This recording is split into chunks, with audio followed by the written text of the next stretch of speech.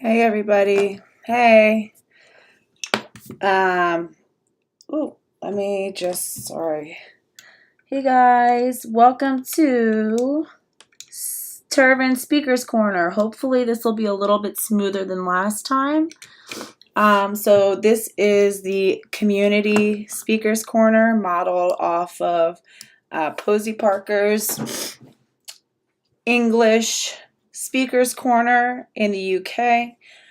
This is actually it's great timing too because Posy Parker is currently, I think, in New York or DC right now. So that's pretty cool. Or Kelly J, as she is also known. But I'll wait for a couple more people to join. Dun, dun, dun. And so we have somebody signed up today. I'm gonna wait for a couple more people to come in, just because I'm super late, so people probably didn't get the notification yet. Okay, cool. 5 people are in right now. Hey guys. So I'm gonna do this. I have one person who signed up early to speak during the speakers corner. I think I'm gonna start with 3 slots, 10-minute slots, that people can call in, and you just need to give me your email address, and I will email you the Zoom, the meeting ID and the meeting password. I have one person who's already signed up, so I need 2 more people, and it's 10 minutes, and you can use that in a variety of ways. You can either just talk about stuff that you think is important to you, respond to something that's been on your mind or some content that's been posted, talk about current events. You can promote something. It's got to stay basically on topic. So, obviously the topics range from gender critical feminism, radical feminism adjacent communities and topics, or also, this is also a space. I'm happy to welcome people who would like to challenge radical feminism or challenge gender critical feminism, people even from the trans community. But please let me know if that's what you're planning. If you are not within the community and you are looking to engage sort of a debate or to give counter arguments, that's fine, but just let me know. And I'm happy to host it. But, I would like to just maybe give 1 slot to that if that's what's wanted. Hey guys. Hey Abel. Abel, also, thanks so much for showing up to so many of my streams. I really appreciate you. We got to get back together. Let's plan something soon. I want to have Kat Kattinson. I was supposed to go live with her last Tuesday, and then I had that hospitalization thing with my health, and so I had to cancel, and it sucks because I really, really wanted to go live with her, and I wasn't sure what this week was going to look like for me because of my health, so I didn't schedule anything. But her and I are planning to reschedule our live stream. But I also thought it would be cool maybe even to have like you guys both together, and we could just do like a 3-way panel or something like that. But so the topic today, so I didn't pick a topic, like I said, just because this is still kind of forming the shape of Speaker's Corner, and I need to figure out a way to like plan this better. My biggest problem is planning a time and then not being able to stick to it, and what happened last week was that I got sick. And then, so I want to try to do where it's like maybe the first Tuesday of every month for sure. And then maybe have a few more impromptu ones. So is there anyone? Oh yeah, so Posy Parker, Trinity on Fire says, Posy Parker is White House. Where do I find? Are you asking like where is she? I would check out her. I'm sure she's live streaming probably throughout the whole day. So definitely check in. Like I said, everybody, Kelly J. Keen Mitchell, aka Posy Parker, aka the fierce female adult human female warrioress, is in the United States today. Super exciting. If I didn't have kids and if I didn't have doctor's appointments and stuff tomorrow, I would have literally hopped in my car, grabbed my best friend and been like, sorry, we're going somewhere. And I would have drove straight down to DC. She's literally 2 hours away from me right now. And I'm so mad that I can't just go over and just run up on her and just photobomb the hell out of her. Like, hey, wouldn't that, it would just be so cool to just pop up and be like, pop up on a stream with her. Love her. So Abel, I got to chat with Kat. I like her. I'd love to chat with you and her. Great. I think Kat Kattinson, I love her. I think she's so good for, gender conflicted young girls. She is such a good role model. So Kat Kattinson, for those of you who don't know, please follow her. She just got kicked off of, deplatformed from TikTok, which is her primary platform, and she made these great short videos. And so now I think she's sort of turning her attention to YouTube. She's phenomenal. She's a detransitioner, and not just a de-sister, a real detransitioner. She was on testosterone. She's a singer. She talks a lot about how testosterone affected her voice. She is, I found her on TikTok, and I've seen her kind of go through a progression of detransitioning, and I've seen her go through sort of like an ideological progression of starting to vocalize her gender critical positions. And I know that that's hard because you're now speaking out. I was never part of the trans community, so it's not really hard for me to speak out against the trans community because I don't have friends, and I'm not super tied into it socially and emotionally, and I wasn't hardcore indoctrinated in all of that, and I didn't feel, so I'm not like all these eyes are on me because I was in that community. But I think people like Abel and people like Kat Kattinson who are coming from that community, and they have to turn around and tell them, no, sorry, but you know what? No. I've seen it from the inside, and I think you guys are wrong about a lot of things. That's really hard, and it's really brave. So she kind of took some more like neutral language, as she was like moving towards gender critical topics and things. And, I don't think she wanted to like come out the gate being like, yeah, trans women are men, all these troons, like, trans people aren't real. Like, she obviously was, you could just tell she's a very spiritual person, a very empathetic person, a very caring person. I really look forward to having her on my channel. So anyway, so Abel, we can try to schedule that. But all right, guys. Okay, yay. So Dystopian Deep Dives is going to start our,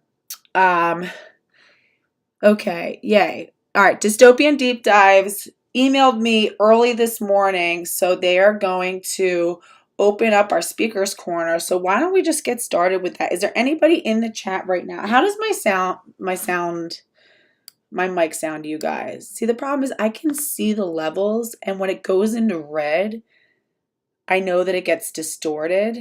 And that happened. I had a video where like almost the whole thing was distorted because my mic was turned up too loud.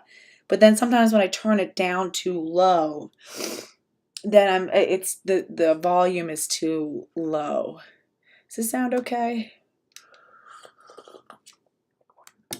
Abel says, I'll be honest, the people who are in that community claim to be inclusive, but they are cruel. Yeah, I mean, they're your wonderful, amazing, unconditional glitter family, and they'll love you unconditionally on the condition that you continue to submit to trans ideology. But, decide that, any of that stuff is harmful, maybe, was wrong, and that you actually disagree. That glitter family turns dark very fast. All right, so Dystopian Deep Dives. Let me set up this. Oh, shoot. You know what I'm going to have to do? Hold on for 1 second. And in the meantime, does anybody want to volunteer to be a chat moderator? Does anyone think that they can be here for like at least the next 40 or so minutes? And if you have to, maybe I'll pick 2 people in case somebody has to leave. Does anyone plan on staying for the stream, the whole stream? Oh, and Mama Bear Blue, hey, do you want to come on? Because I read your comment. Mama Bear Blue had made a comment when I was talking about Odyssey. being sort of like the reject pile of all the banned content from YouTube, which tends to be, the far right and the alt right. We know there's an alt left. We know there's a far left. And we know that there's all those degenerates. But those are the people who are coddled by the tech oligarchs right now. Right? So when I was talking about Odyssey just kind of being like, a big dumpster pit of these alt-right rejects, and then we kind of get lumped in with them, and she was saying, I guess it sounds like Mama Bear Blue, you're either conservative or right wing or whatever, moderate, right, whatever, that you said that you felt like you agree with a lot of my takes and you're really, supportive of the community. But when you read stuff like that, you feel like it's alienating. And I just want to be, clear. Like I consider myself a moderate right wing libertarian. So when I vote, it's funny. I always take pictures of my voting card. I vote a lot conservative. I also vote a lot liberal too. I really try to take time to research everybody who's on the card. And it's funny because usually when I go to the voting polls, I'll sit there for like 2 hours and I can tell they like want me to leave. But it's because I'm sitting there and I'm Googling everybody who I missed, who I didn't know enough about. And I try to do it in advance, but sometimes I forget. And so when it's like voting day, I'll literally just sit there and I'm just like reading about every candidate. I'm not going to vote for a candidate I don't know anything about. So my cards are usually pretty mixed. And I know, and I understand that that's like, and one point that you had made, Mama Bear Blue, is that even when people talk about they support or like Matt Walsh, it's always with the caveat of, well, yeah, I mean, I know he's conservative and that sucks, all that aside. But I agree with pretty much everything he says, right? And there's nobody who I agree with completely outright. And I just think it's interesting because I've been accused of being so many things. I've been accused of being a trad wife. I've been accused of being alt-right. I've accused of being alt-left. I've accused of being like a hardcore liberal. I have been accused of being a liberal feminist. I'm too much of a man-hating radical feminist. I've been accused of being racist, a pro-white racist. And then I just read something that someone accused me of being allying with black women and the black community over the white community. They're like, oh, she chooses black women over women of her own kind. First of all women are my own kind, right? We might have some different cultural backgrounds and experiences and things, and that comes down to individual, but I have more in common with women of, any racial background, in some ways than I do with any other man, right? So all women are my kind. So I don't know what the fuck that means. All I just said was, so it's interesting that it's like, I've been accused of being literally everything. I'm too conservative, too liberal, I pander to men. I'm a dick panderer. I'm a man hater. So it's just funny that like, based on who it's coming from, I'm something like, I just love hearing people try to guess what they think that my like political affiliation is. And again, I really try to vote based on which candidates I think are best and, whatever issues are important to me at the time. Mama Bear Blue says, I really appreciate your response. Do you do this frequently? I can't join today because I have a work meeting, but I would definitely be happy to have a chat with you. But it's also a bit further. Totally. So I do plan to do this more often. I'm thinking of doing it the first Tuesday of every month, and then also trying to do a few more impromptu ones. I'm trying to get a schedule together. And maybe I can find a way to put a schedule together and then, put some general topics. So anyway, I don't want to waste too much of Dystopian Deep Dive's time. All right. So Dystopian Deep says, what a racist thing to say to you.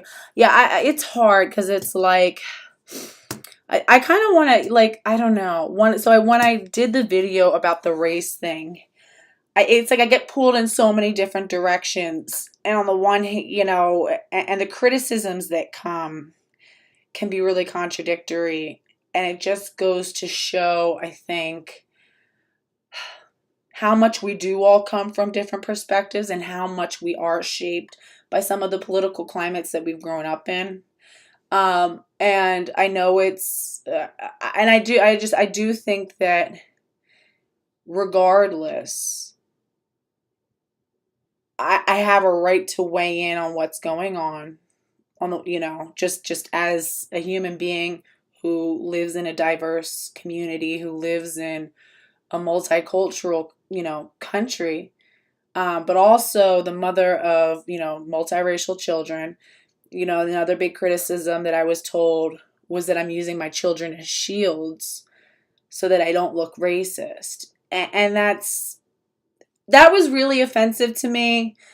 And the reason it was offensive because it's like, well, what are you talking about? Of course I would be concerned about how Black women are being treated and represented when I'm raising a little Black girl who will one day be a Black woman. It is absolutely my business.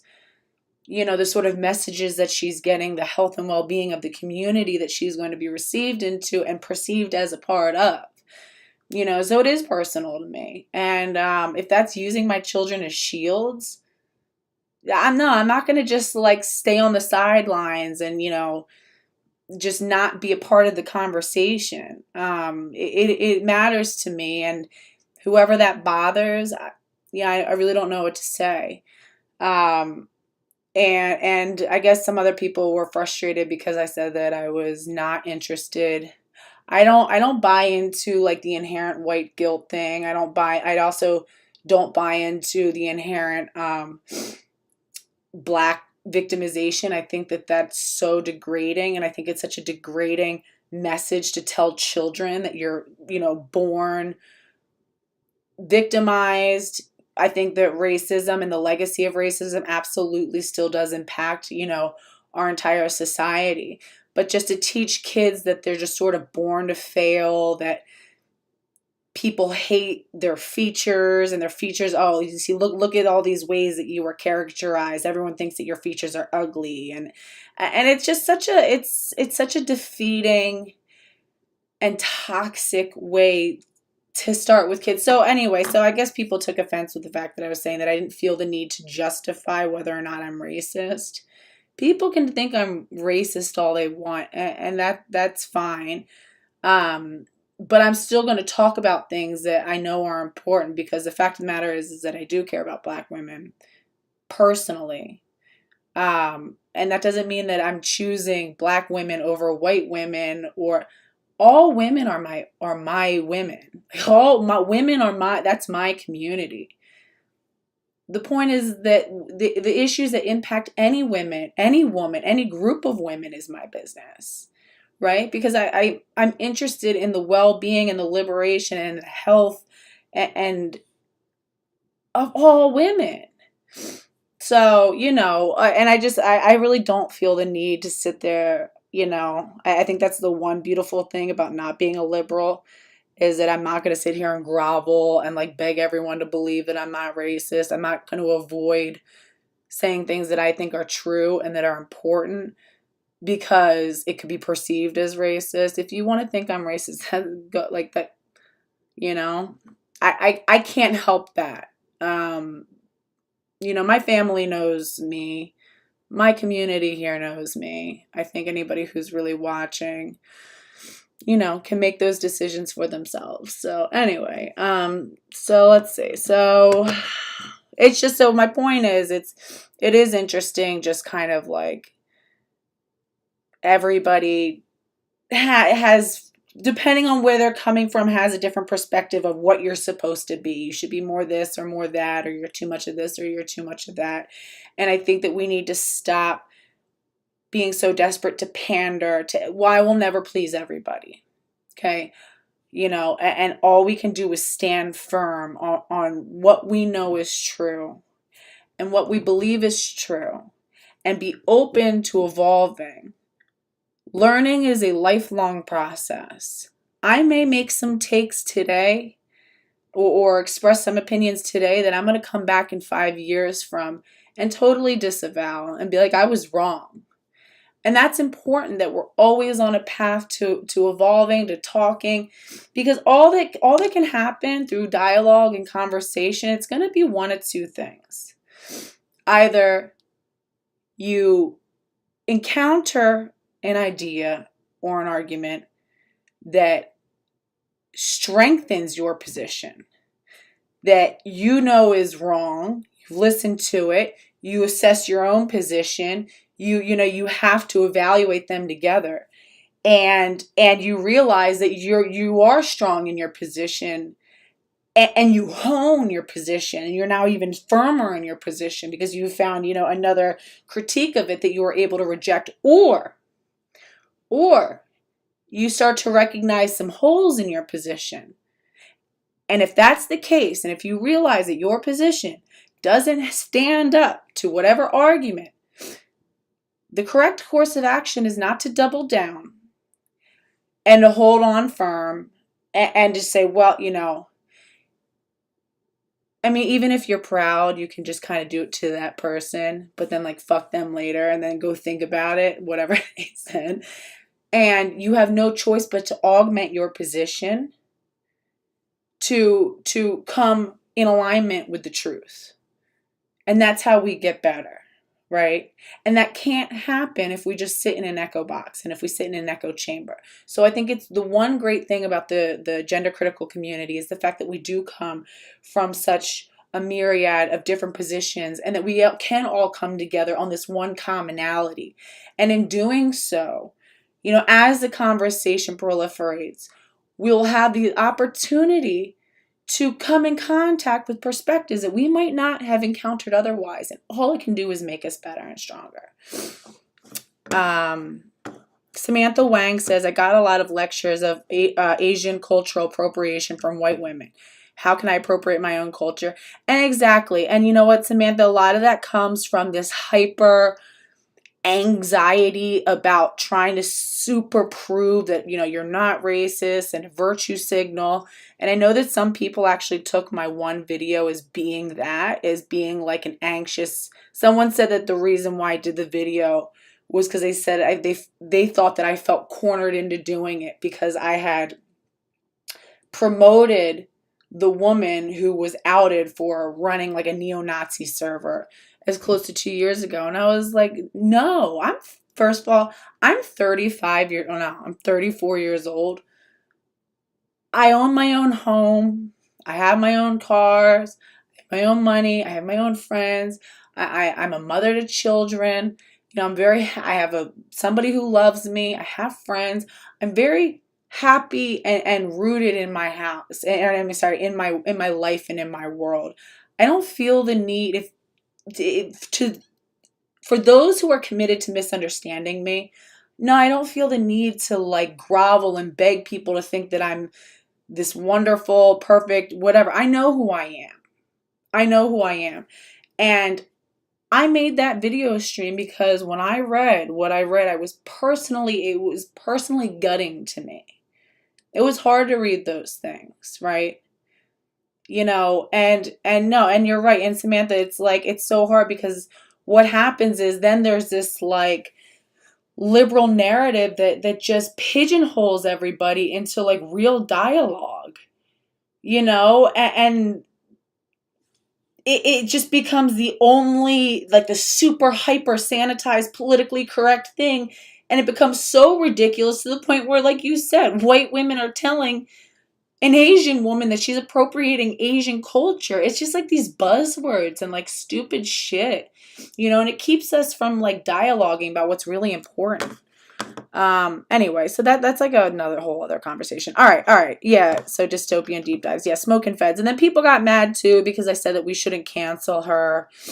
And it's but that's important, you guys. You got to understand the reason that we're in this situation where gender critical feminists are being deplatformed and thrown off onto Odyssey with all the other, YouTube's rejects is because of cancel culture. If we continue to re-perpetuate that, on an individual level, if you don't want to I don't follow her on, I think I unsubscribed to her, right?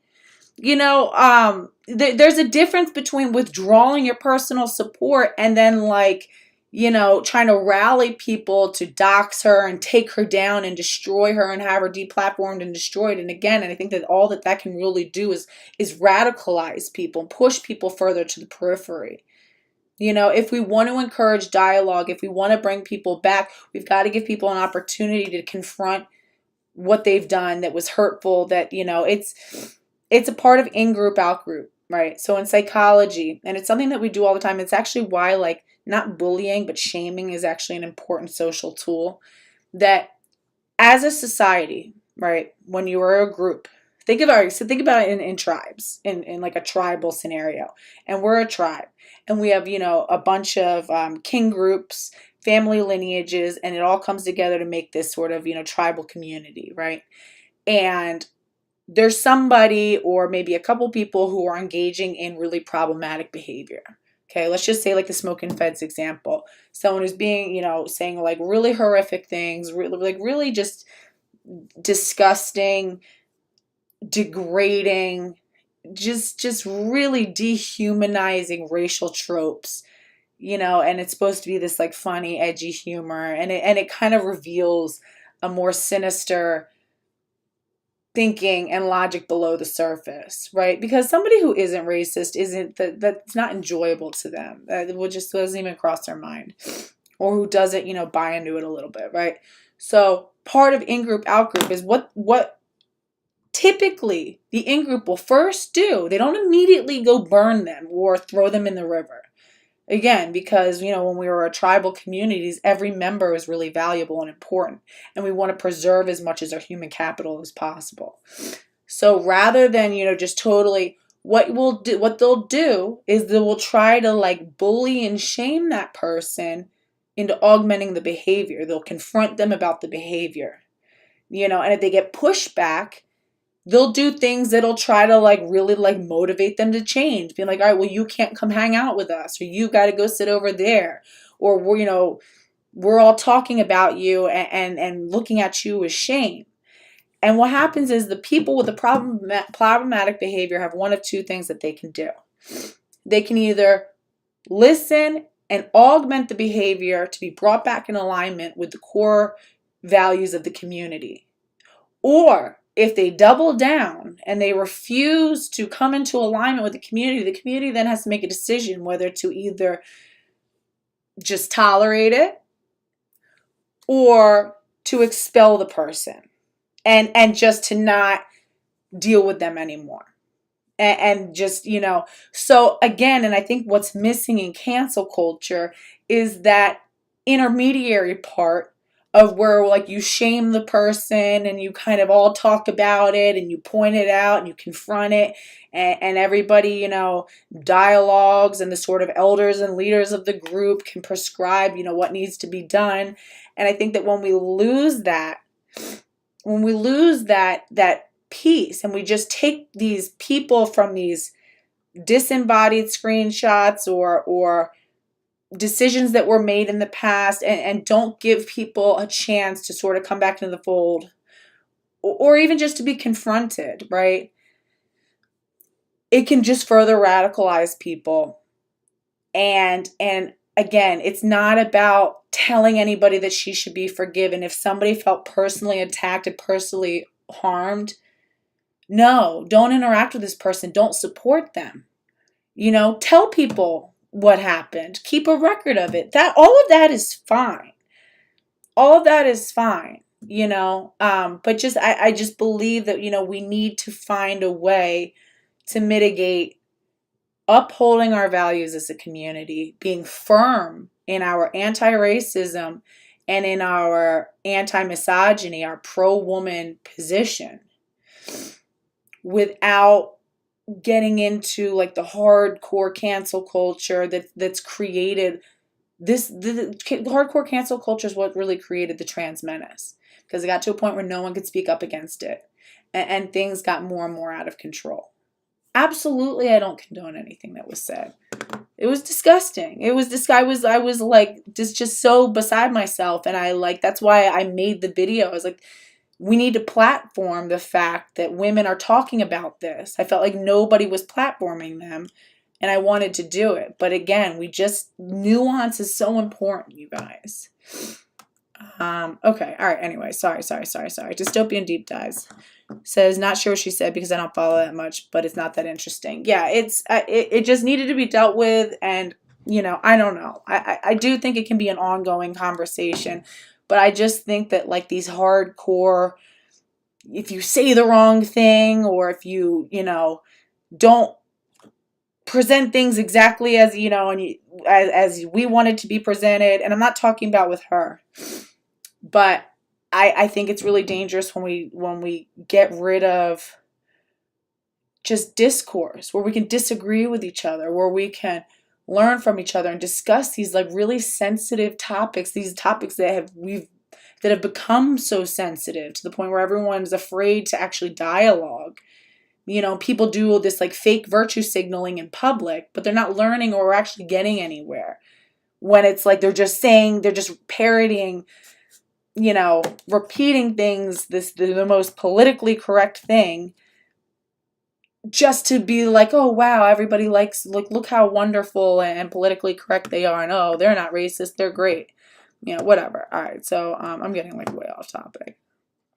All right, let me do the. All right, are you ready to go dystopian deep dives? Let me do the meeting.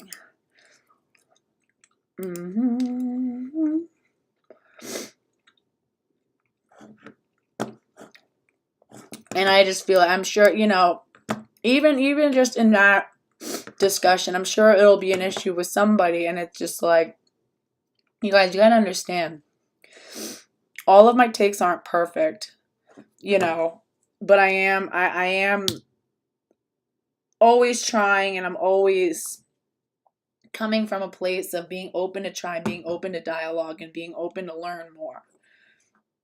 Do I hate anybody on the basis of their race? No, fuck no. Like, fuck no.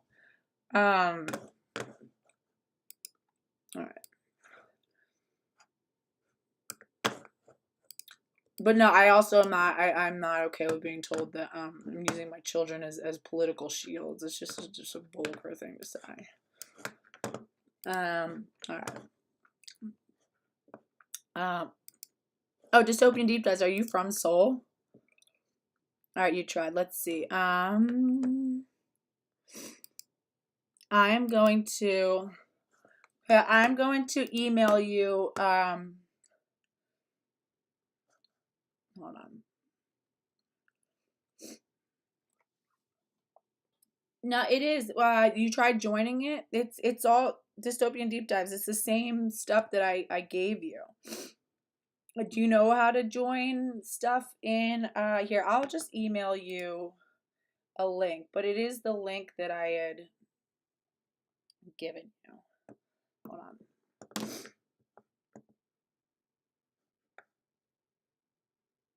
Sorry, guys.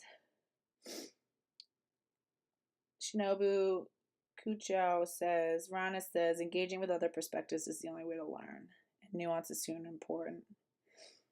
Samantha says, these are purity tests, not dialogue. Yeah, exactly.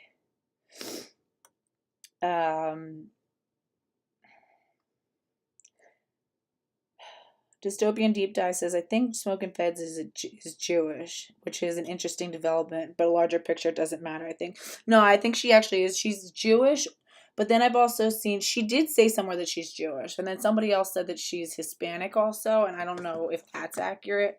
All right, let me hold on, get out of here. I'm going to just resend you a invitation. Let's see. All right, here we go.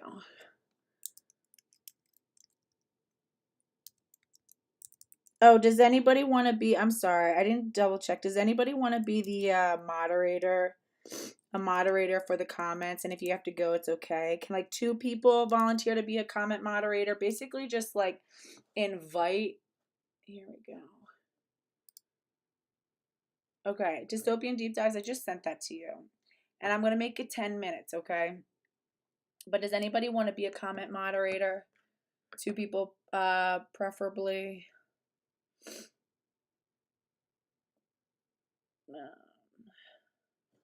just all you have to do is just like if one of the comments gets stuck in the filter, just approve it. And if anybody's like spamming or being like ridiculous, just remove them. You know, I mean, people who are just arguing and debating and whatever is fine. Even like troons are fine as long as they're being reasonable. All right.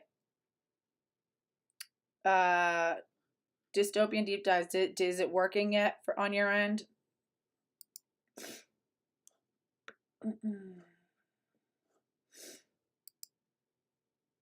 Does anybody else want to try joining in? Let's see. While she tries to get it worked out. Okay. Yeah, thank you. All right. Cool. Great. Thank you. Slow bro dragon. Thank you. Thank you. Thank you. Here, let me add you. Wait. Are you Slow bro dragon? Are you volunteering to join the stream or to be a moderator? Because I can have you join the stream too. Sorry, I gotta figure out a way to make this just more like organized. Okay, so it's not working for you. Yeah, I'm not sure. Did you put in the meeting address and the password?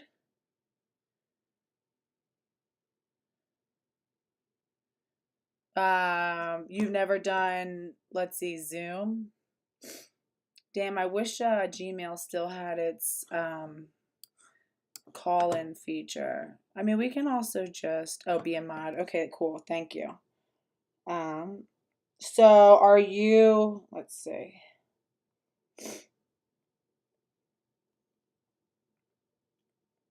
Dystopian deep dives. Do you think that,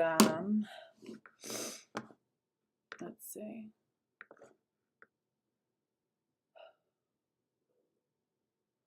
Are you able to get in? Does anybody want to join the, yeah, you know, this is, it's hard because it's like, it's just hard, you know, getting a, let's see.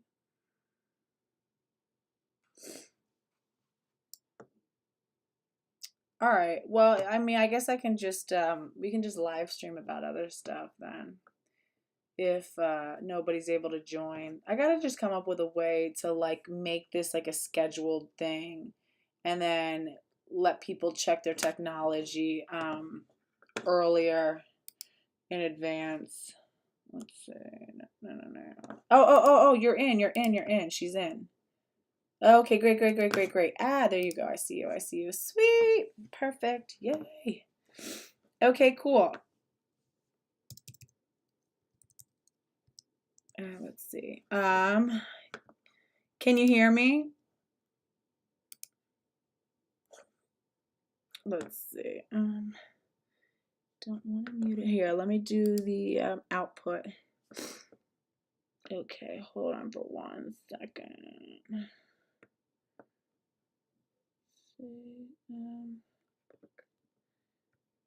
Good Lord.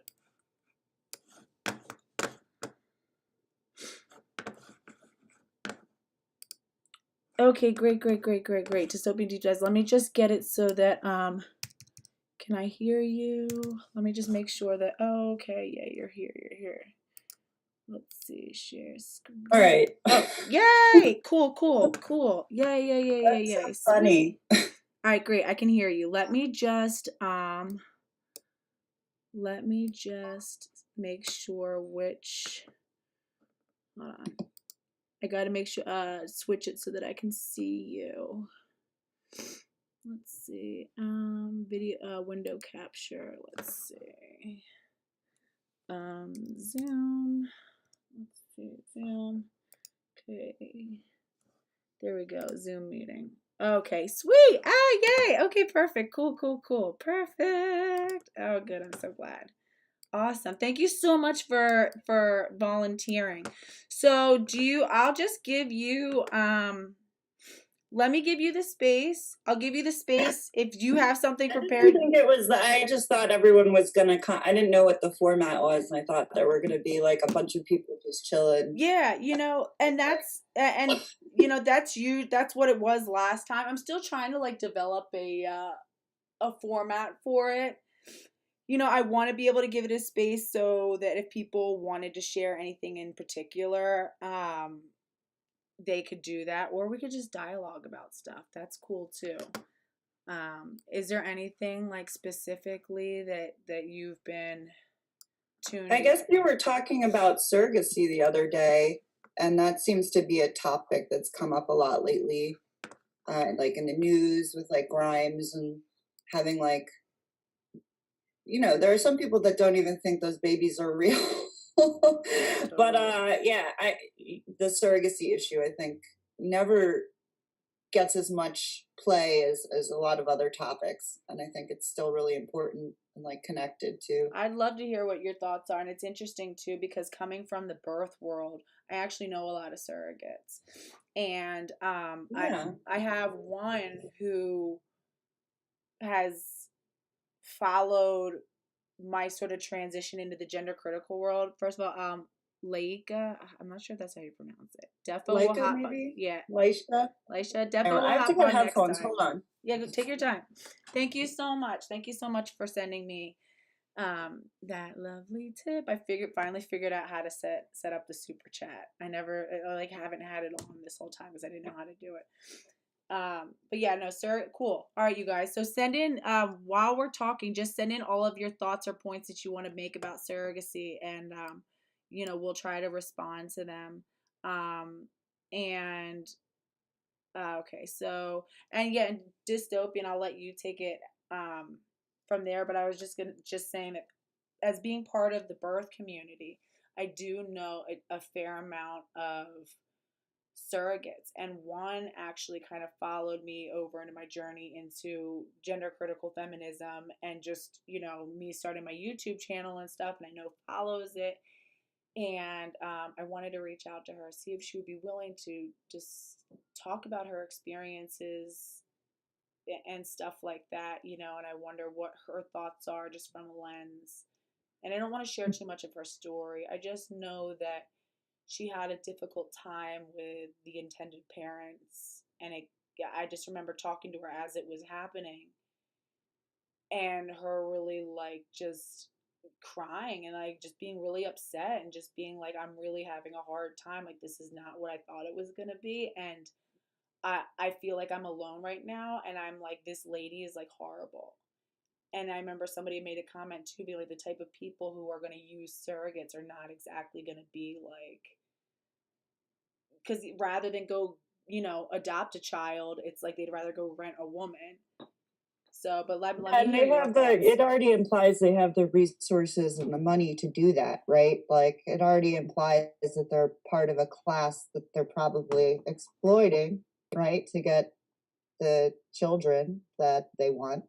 Um, and I think it is a big issue, and it is tied to transgenderism, transhumanism, like just this sort of idea of like eugenics and like designer babies. And I would love to hear her experience, because I don't think we know a lot about what these women go through who are surrogates.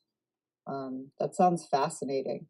And even just So the like power dynamic, like you're saying, we know that on the one hand, the intended parents have the resources. That's not something that's ever covered by like, some IVF treatments and fertility treatments are covered by a lot of insurances and definitely by Medicaid, but obviously surrogacy never is, right?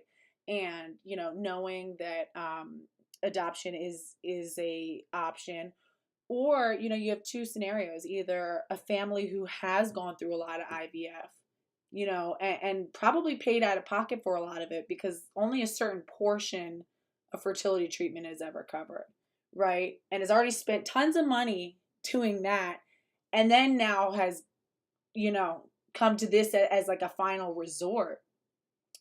Or they just skipped over the whole fertility. You have cases of like Kim Kardashian, who she even said it was so hard on my body. I had to yeah, that's what Grimes said too. That's what they say. Who?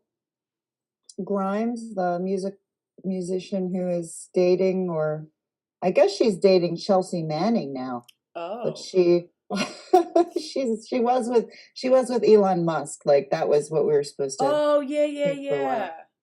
Yeah. So that's why I brought it up recently, because there was a news story of them having another baby, but there were, first of all, she was trying to keep it a secret from like the world. But I guess she was being interviewed by Vanity Fair and the baby was crying or something. And they were like, what's that?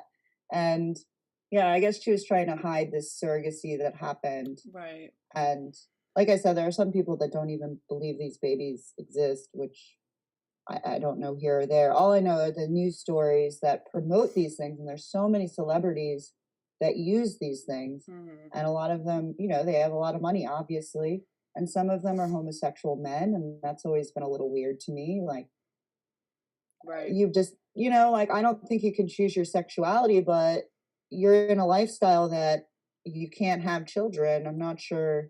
I mean, that's kind of a tough topic, Or right? adoption, and it's just the fact of the matter is, what we know, and unfortunately does kind of put gay men in a different place because at least, with lesbian women, a child, it doesn't require a child to be removed from its first and primary attachment source, right? Whereas for a man, two men, it's so it's so cannot be underestimated how truly traumatic a mother wound is.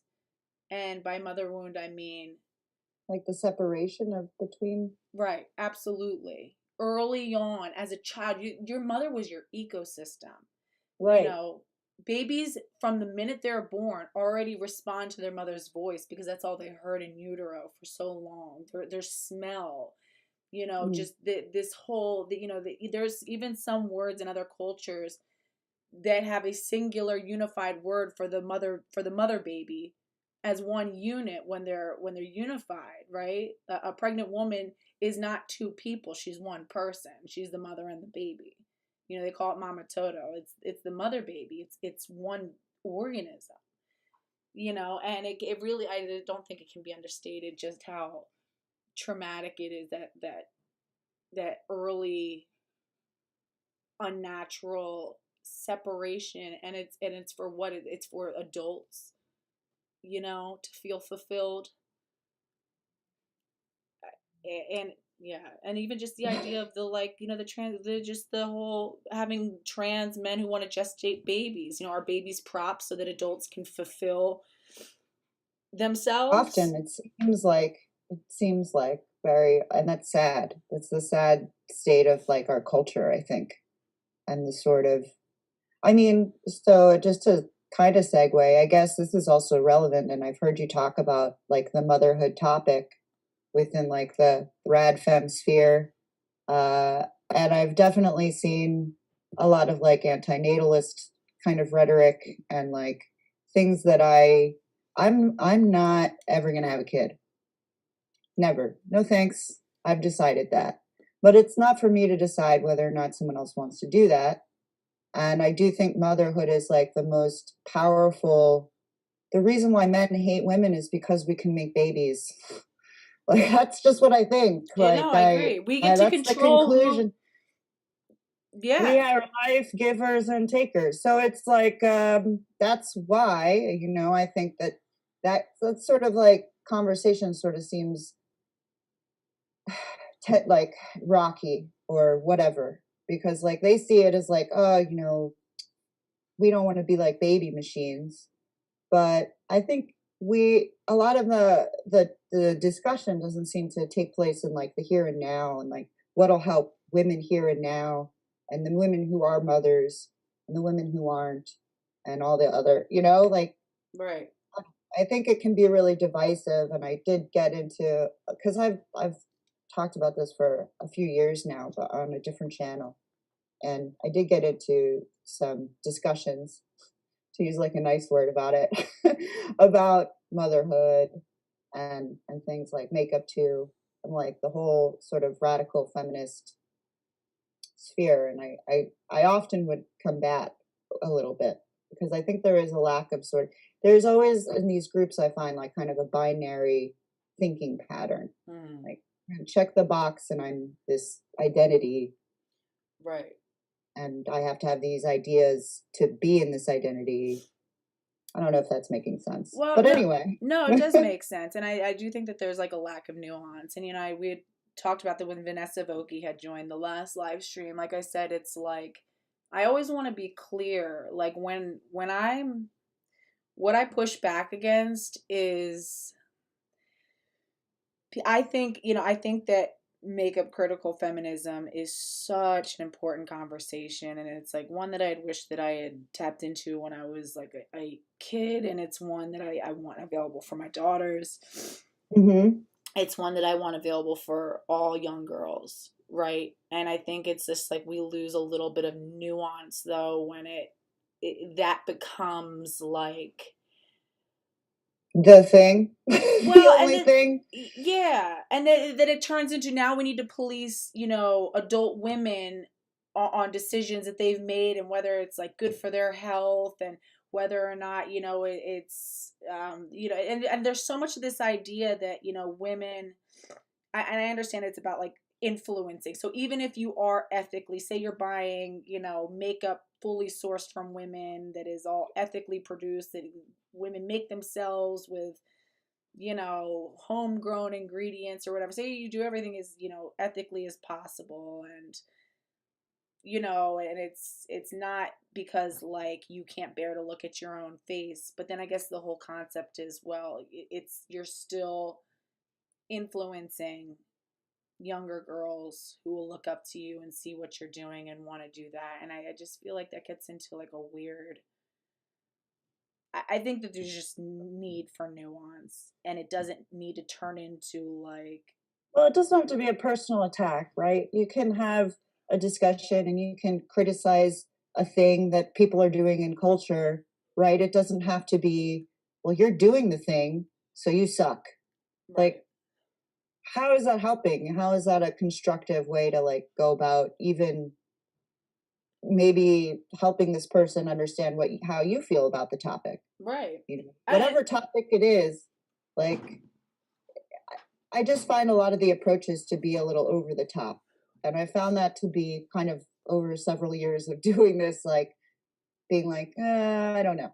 Like I do want to change paradigms and I do want to help people understand like they don't need to do XYZ to like be a complete human being. Right. Right?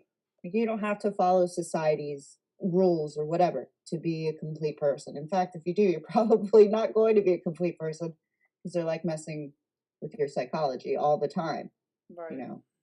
So I don't know. No. But I didn't know this was supposed to be like, is there someone else that's gonna come and I'll Who does anybody else I'll want to join swagger on in? into the sunset or Let's whatever. see. Anybody else want to join? I mean, we might just be rocking out here. Listen, going live is really weird.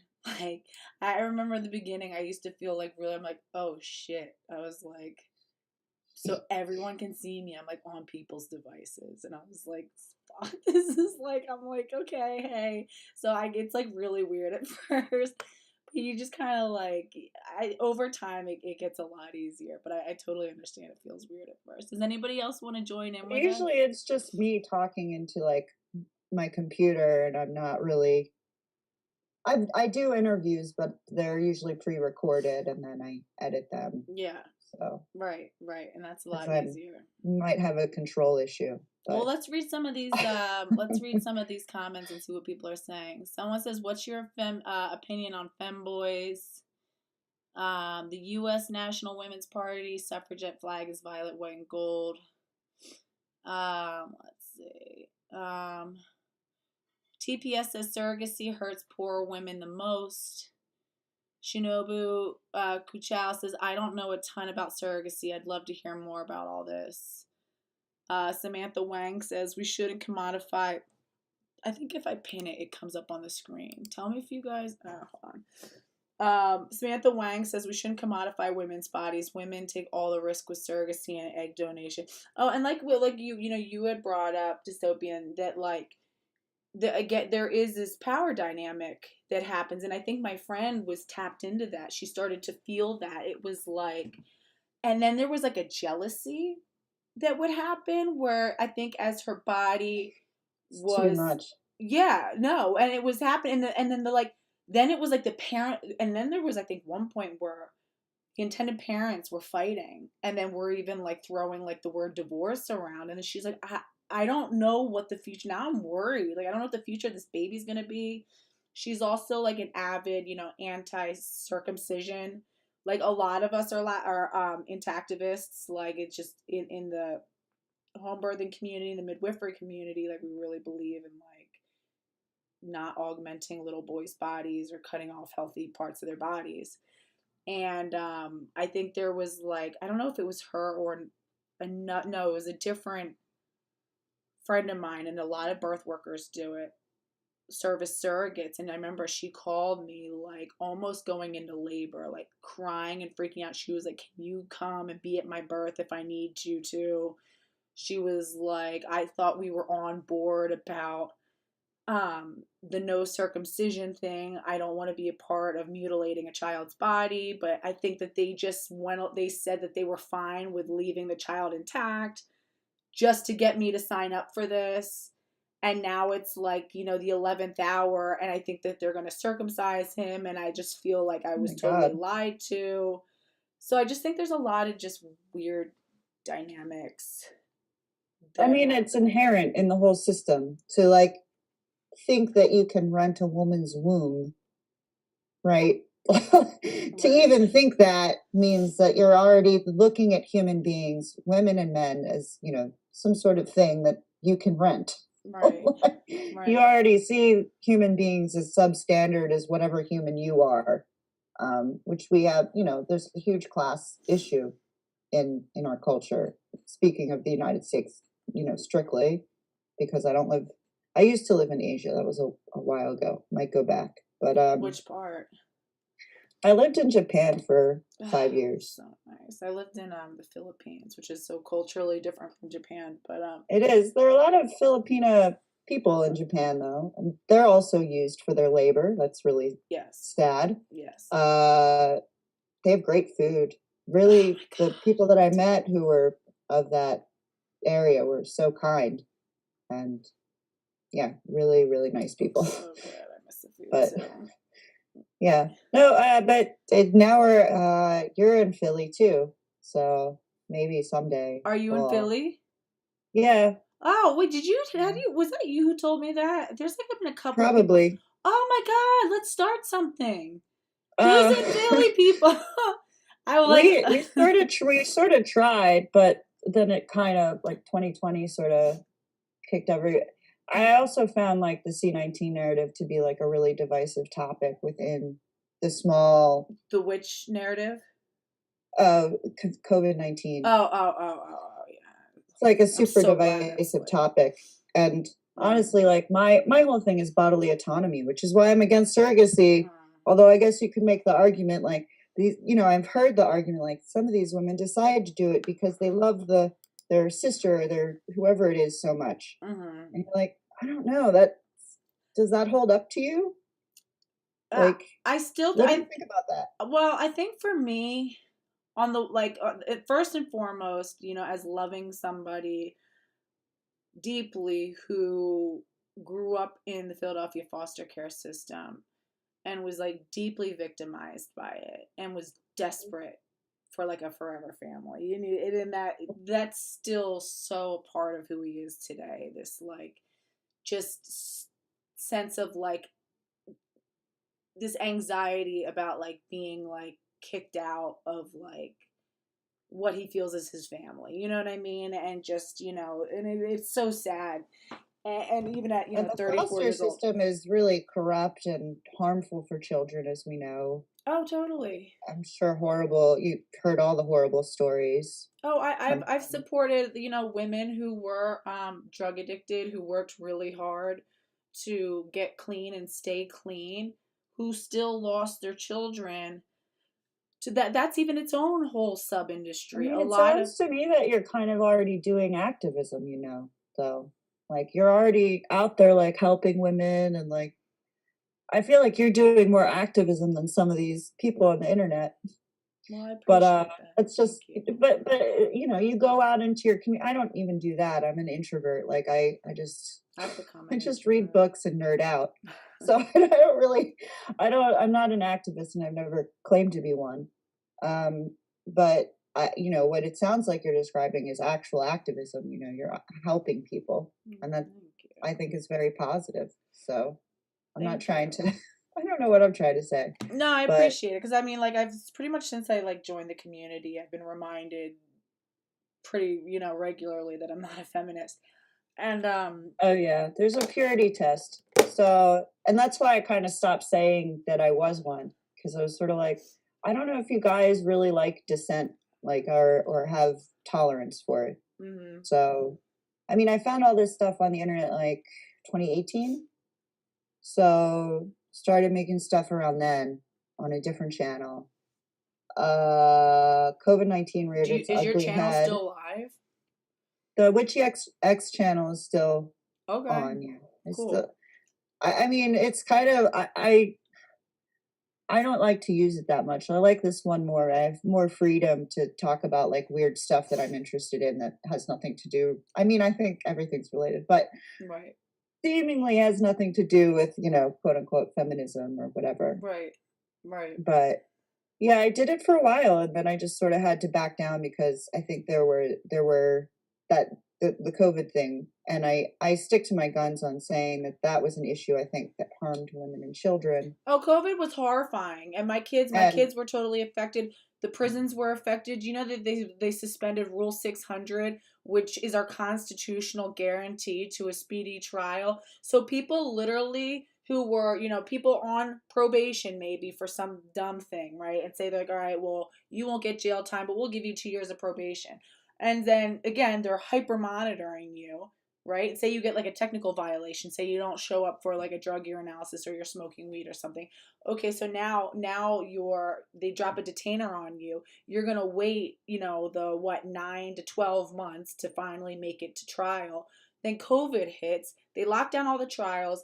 I mean, they locked down all the jails and they closed down all the courthouses, suspended Rule 600, which is our constitutional guarantee to a speedy trial, and said, we'll let you know when you can continue with your cases. And people were just locked up, and they were locked down 24 hours, or sorry, 23 hours, and what, 30 minutes a day. You would get out for 30 minutes a day to make, to take showers and make phone calls.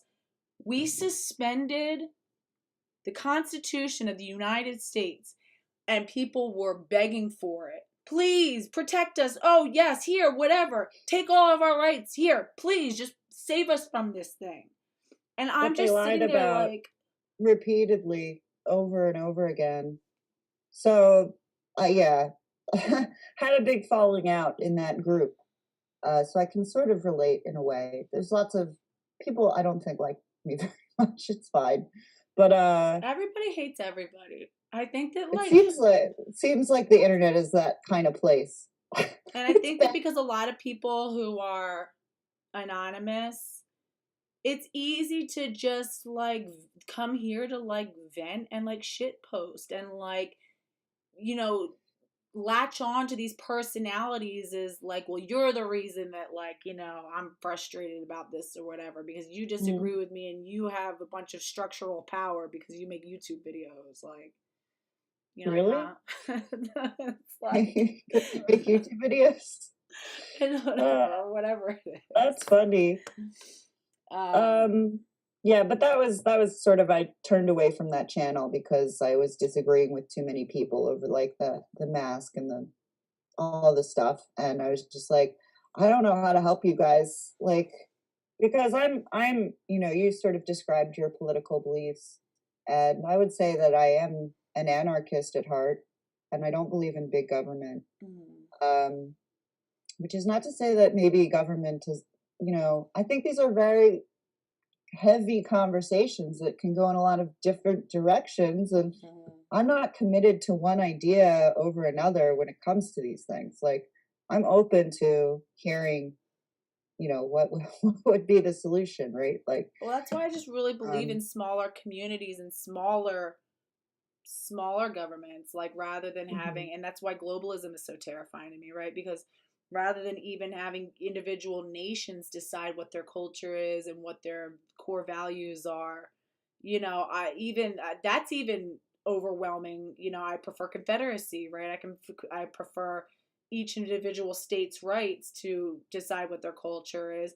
And then even further down than that, counties and groups. And then even if we're talking about like on a social ideological level, and that's why I always really try to advocate, because there is going to be some needs that, for example, and I always use this example, like that lesbian women are going to need, that will potentially clash with the needs of women who are partnered heterosexually and raising children, right? And I think that when it comes down to when there's a clash and there's a sort of a schism, and if it's just clear that there's just two groups of women that just have sort of like differing needs, and it calls for differing solutions, we can allow for specialization of let individual groups of women alter and tweak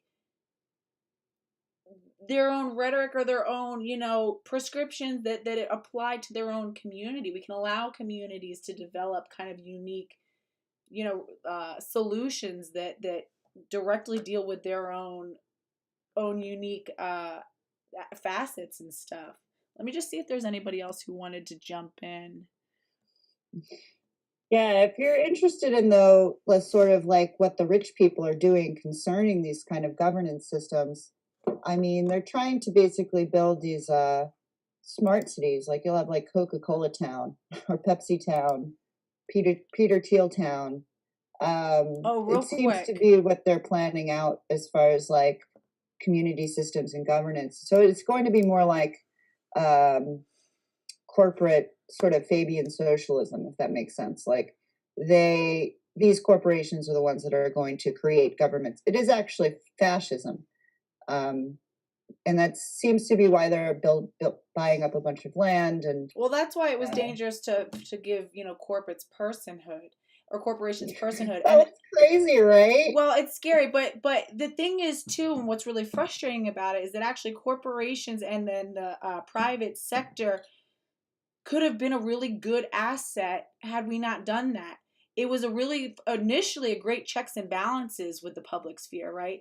Because you, on the one hand, you have the government, and then on the other hand, you have the private sector, and they had the power to really keep each other in check, and you had the private sector that could really foster innovation and be more directly, in tune to the market, which is really run by people. We vote with dollars and things like that, but then it's like, and then you have the government that's influenced by actual votes, and it's like they could have balanced each other. But once we gave personhood to corporations in a way that the government I mean, it themselves was a don't even very have, strategic move. Yeah. I mean, that's where legally. we just shit the bed on the whole thing. And that's kind of where is someone coming? I'll go. Rana, you want to hop in? Hold on. Are you still in here, Rana? Let me. If you want, you don't. First of all, whoever wants to join the stream, you don't have to show your face. You have an option to leave your camera off. You absolutely don't need to show your face if you don't want to. Because she was saying that she was concerned about that. So you can just join with your camera off. That's cool Yeah, too. I almost did have mine, but I was like, whatever. So Samantha Wang says, oh, what was it? Oh no, Julia Soto says, your witchy XX channel helped me through figuring this COVID stuff out. So thanks for that. So some Hey, people Julia, disagree what's with up? you. No, I had it was a big thing for me online because I had devoted a couple of years to talking about this stuff. And then all of a sudden I felt very upset because no one saw the connections between the medical tyranny that was COVID-19 and the medical tyranny that is transgenderism. Like to me, it's kind of the same picture. They want to make lifelong medical patients, like that seems to be the end goal with the allopathic medical model. So I saw it as being very similar, and there were parallels, but with the COVID stuff. with COVID and transgenderism, like, Yeah. because it is medical tyranny, and no matter how you slice it, and like I said, lifelong medical patients seems to be the goal of Yeah. allopathic medicine. Like, Oh. I mean, so in a way, I think it was a blessing because some people who weren't even thinking about this stuff sort of jolted them into thinking about it and being like, wow, we've reached the point of big pharma really controlling so much, of the narrative and everything else. So and So, just the decisions that people make and stuff like that. It's yeah, no, it is scary. You know, and how things are always changing, and then it's like, oh, like, when we were doing like scopolamine, like twilight sleep, in pregnant women during like 50s, 60s, and 70s, and then it was like, oh, like, nah, sorry, never mind, that was like really bad for moms and babies, like, nothing to see here, we're just gonna change that up a yeah, little bit. the medical industry has a very long history of exploitation and experimenting on people without their knowledge or consent. And honestly, if you want to break it down, comes stolen from the foreknowledge of women that they burned in the Middle Ages and called witches. So basically, that was the whole takeover of Midwives were medicine. burned as witches. Yes, exactly. Yeah. And they were healers and knew how to do medicine at the time. And it was because men wanted to take over and control the whole thing. And that's where we're at. That happened, and it hasn't changed since Do you then. know how quickly that happened? Do you know in the 1930s, virtually 100% of all babies were born in the home setting? And then by the end of the 1930s, less than 10% did. And now that figure is less than 1%. So within the span of less than a decade, they were able to effectively take all birth and to separate us from woman-centered care. They developed obstetric gynecology as a brand new medical specialty. Men took it over. Men who, again, because as we know, females were not seen as different from males. Females were, still being given medical treatment that was designed for male bodies. And now I really believe that they saw obstetric gynecology as this great new way for them to poke and prod and experiment and learn about female bodies.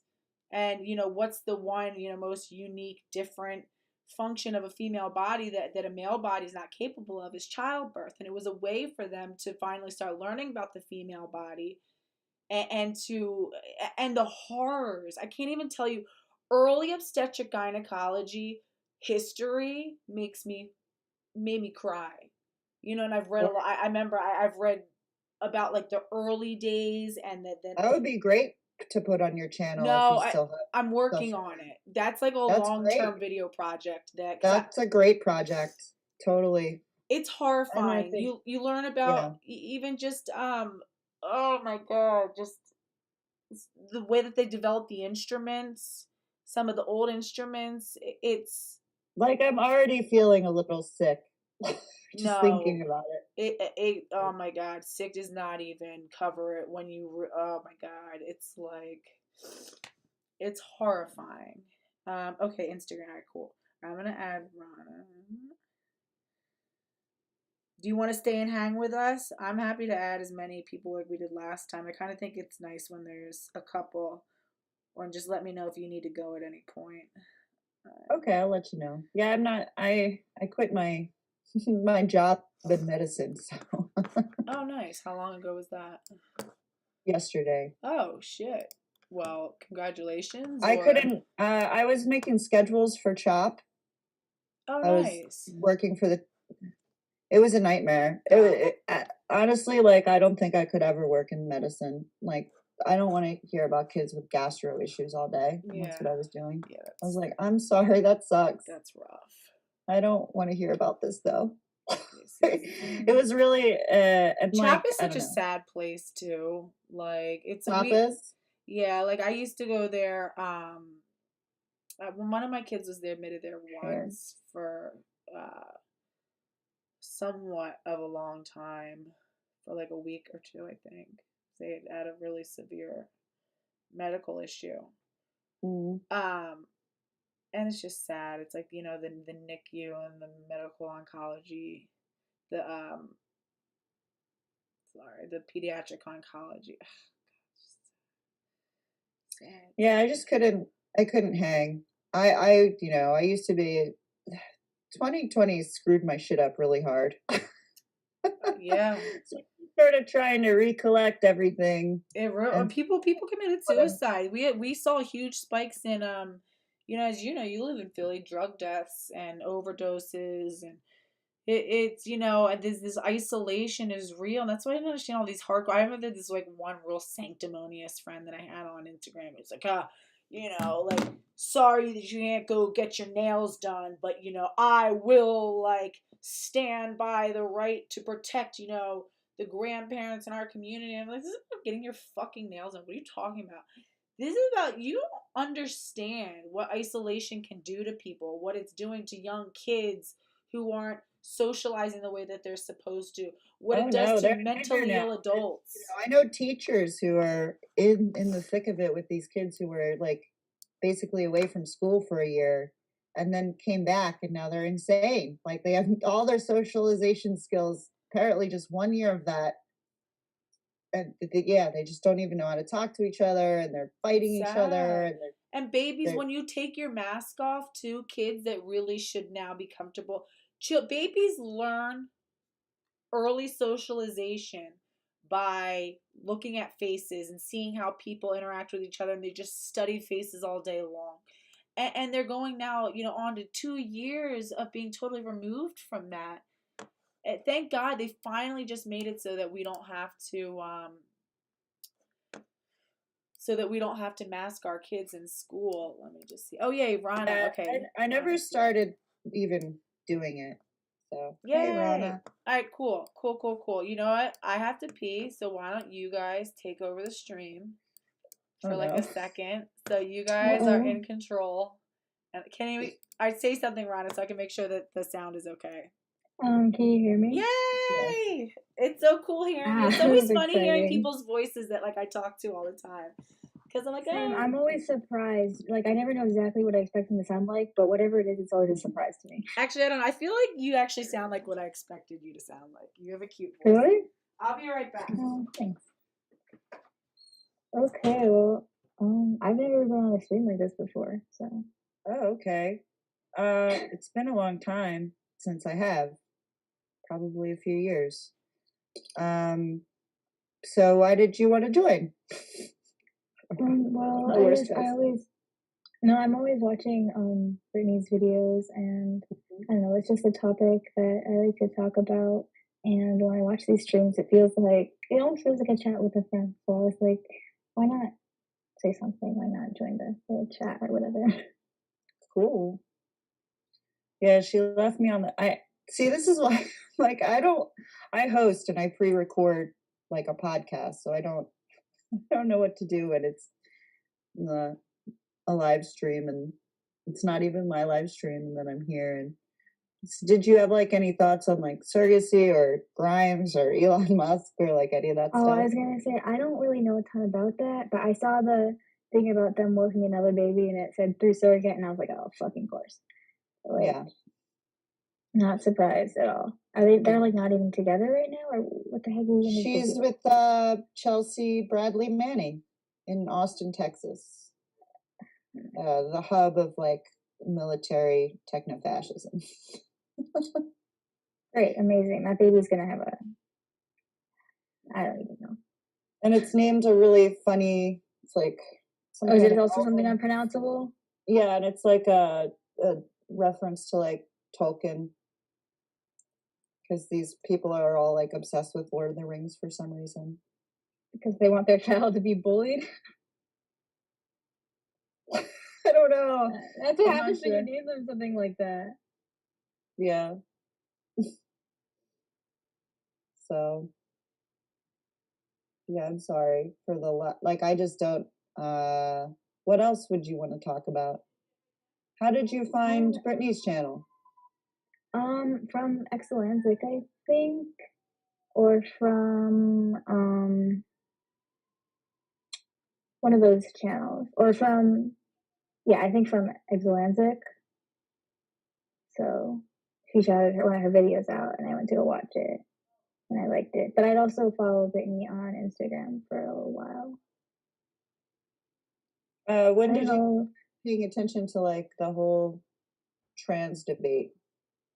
Well, for me, I started off in it. When I was like 17, 16, 17, I was one of those non-binary girls. It turns out I'm just a lesbian and I'm autistic. But of course, they preyed on that, and feeling like I didn't fit in with other girls. People on the internet were like, "Oh, that means you're non-binary. You're not a girl. You can be, all this stuff." And I got kind of sucked into that. Fortunately, I didn't do anything ever to my body, but I used to like bind my chest and stuff, and I was obsessed with the way people saw me. And if somebody said "though," like wrong pronoun for me, I would force everybody to call me "they," and I'd flip that. Like I was miserable. It was so miserable. So would you say that like you access this stuff online and it's sort of Oh, absolutely influenced your way of thinking about who yeah, you definitely. I mean, like as a teenager, my mom didn't know a ton about the internet, but like as on a 14-year-old when you're unsupervised, I think I started like my main like internet interaction with that kind of thing on Quotev, if anybody was familiar with that website, one of those like really crappy fan fiction ones from the 2010s. Were you into like anime? Yeah, that's always how it started. It seems like a pipeline. It's very weird. Yeah, because what happens is these girls who are often like, a lot of like autistic girls will hyperfixate on something and will get into anime, and then they start to identify with some of the male characters or whatever because they don't want to be women. And then like I have a lot of friends who are definitely like obsessed with that kind of thing. They're like trans guys and they identify like heavily with like these male characters from anime, but they're just totally out of touch with it. Just comes from being chronically online, definitely. It comes from what? I didn't hear what you said. Being like chronically online. Yeah. Because like it's all these they talk about how much they like men, but they're literally like two of my closer friends or whatever, they're like gay trans men and they date each other and they say that they're gay men, and I'm sitting here like you're lesbians and you hate yourself, and I've had to distance myself from them because I just can't be around it. It just upsets me and I just can't enable it anymore. Wow. Yeah, you sound kind of young, so I wonder like yeah, I'm 22. Oh, okay. So yeah, so I really wonder about your generation and like what's going on. It's bad, and I think if I was a couple years younger, it would have been even worse. Like you would have been because the like level of propaganda is so much more, or yes, that's from Rana from Instagram. But yeah, I think I could have been even more influenced by it, but like I've seen things just get worse and worse and worse as the years go on. And like in my university, I'm taking a couple of gender studies classes this semester because my last semester, and I was decided to take things that are like not relevant to my major, and I regret it because it's horrible. My professors are gender pre. One of my classes is going to have a dominatrix come in to speak to the class, so I think that tells you everything that you need to know. Fucking god, that's ridiculous. I'm back. I just like came in at a weird time. How much money? Like to you don't even want. This is NYU. What? I'm not surprised though. I'm not surprised. No, it's horrible. It's horrific. It's terrible. Who's the do you know who the dominatrix is? Because I actually know some New York dominatrixes. I'm not sure. I used to, but I will absolutely. Let me know. Actually, I might be able to check. I wonder if that says the name on the syllabus. It's crazy how many like weird dungeons there are. I had a girlfriend who I knew like since childhood, who grew up in New York City, who ended up becoming a dominatrix, and like I went and saw the dungeon one time, and she was just telling me, she was like showing me like videos on YouTube of like other dungeons and stuff like throughout New York City. Some shit is like crazy. The one thing I will say that I do appreciate about that is that they're really strict about like no sexual contact with the girls. A lot of it's just like doing like weird shit to these like mentally ill paraphilic I knew men. a girl that was like worked at one of those places that like was basically paid to throw up on people. No, that's what it is. They will like kick guys in the Yeah. nuts, like tell them that they're losers. Like I was like, I mean, I guess I can kind of dig it. Like, it's just like like telling a guy like his dick is like bullshit and like snorting boogers on him and then like getting paid. Yeah, I mean, I suppose that's better than some other things, but yeah. Okay, so March 22nd, we have the sex therapy, BDSM, kink, and polyamory guest speakers Rachel and Domina, Domina. I'm assuming that's the Domina. I'm gonna write it down so I can like look it up.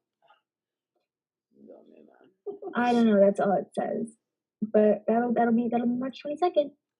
So that's so her name is going to happen in the classroom at a very highly ranked university because that's the world we live in right now. Do you care to share what you're studying? Yeah, I'm actually or you can just say what school it is or the general. Yeah, I'm in the College of Arts and Sciences. I'm doing Spanish and psychology, so this is my last semester. I've already finished my requirements. Yay. I'm just doing fun stuff. Congratulations. And it ended up not being fun. But did you take the gender stuff like to sort of like see what it from like an inside look? Like yeah, and you like wanted to see what they were teaching people. Some of the topics like interest me. I just knew that they weren't going to be taught in a good way, and do you feel comfortable? Even worse than I expected. Do you feel comfortable like challenging it, or do you feel like I do sometimes. At least in one of my classes, I know everybody in that class hates me because I raised my hand and said something turfy, and my professors even like called me aside after class. But there's this one girl in the class who like from the first day was like, I use he they pronouns, and the day that I raised my hand and said something in the class, like right after the class ended, I saw her go straight to the professor. Wait, you said wait, what did you say? So they're like little tattletales. Oh, and they do that. Complained to the professor. They encourage that now. They have posters saying like, if you feel you've been affected by a free speech event, like call this number, the dean of student affairs. And I went to talk to the professor after class too, and she was in front of me in line, and I was like, oh, okay, do you can go first, and she's like, no, I want to talk to her alone, and I was like, oh, all right. Oh my god. So and I knew exactly what was going to happen, and that was literally because the professor asked the class to raise our hands, and give some ideas why we think that some people might, like, raise your hand why some people might think that trans women shouldn't be included in feminism. So, like, it's already phrased from, like, a TRA standpoint, like... It's like entrapment. And I raised my hand, and I said that that's because feminism is for females. And no other movement is expected to do that. Yes. And when they do that, when they say like nobody says pride is for straight people, or when they say like, oh no, Black Lives Matter, no, all lives matter, they get in trouble, and that's a bad thing. So why is feminism why is that any different? And I think I may have upset a lot of the girls. Literally that specific class is all girls, one singular male. He's like this tall white boy who uses they them pronouns. Of course. And every time he because opens his that mouth and that says absolves him of his misogyny. Yeah, every time he opens his mouth and says something, it's just this entitled male garbage. Like I literally think it's so insufferable. They're often the worst. Oh, I'm sure. No, see that's what I'm probably an evil turf. You know?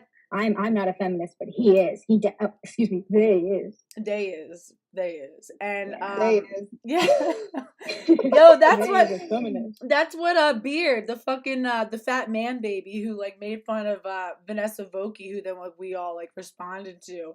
Oh my god, he was like, oh, actually, I'm non-binary, so I'm gonna explain to you what feminism is. I don't usually talk about my gender, but I'm gonna sit here and talk to you for 20 minutes about how I'm non-binary, they, them, and Who is therefore it? I'm not really like, part of the patriarchy. Like, go suck a dick. Like, what are Wait, you who are you talking? guys talking about? Just some fat loser. His who, like, literally his name is like Mr. Beard or something. You should go check and Smokey made a response to him. He's some kid who's like supposed to be Okay. funny on TikTok, or like he sings or something, and Now he's I some don't know, he dickhead made who a was on. video.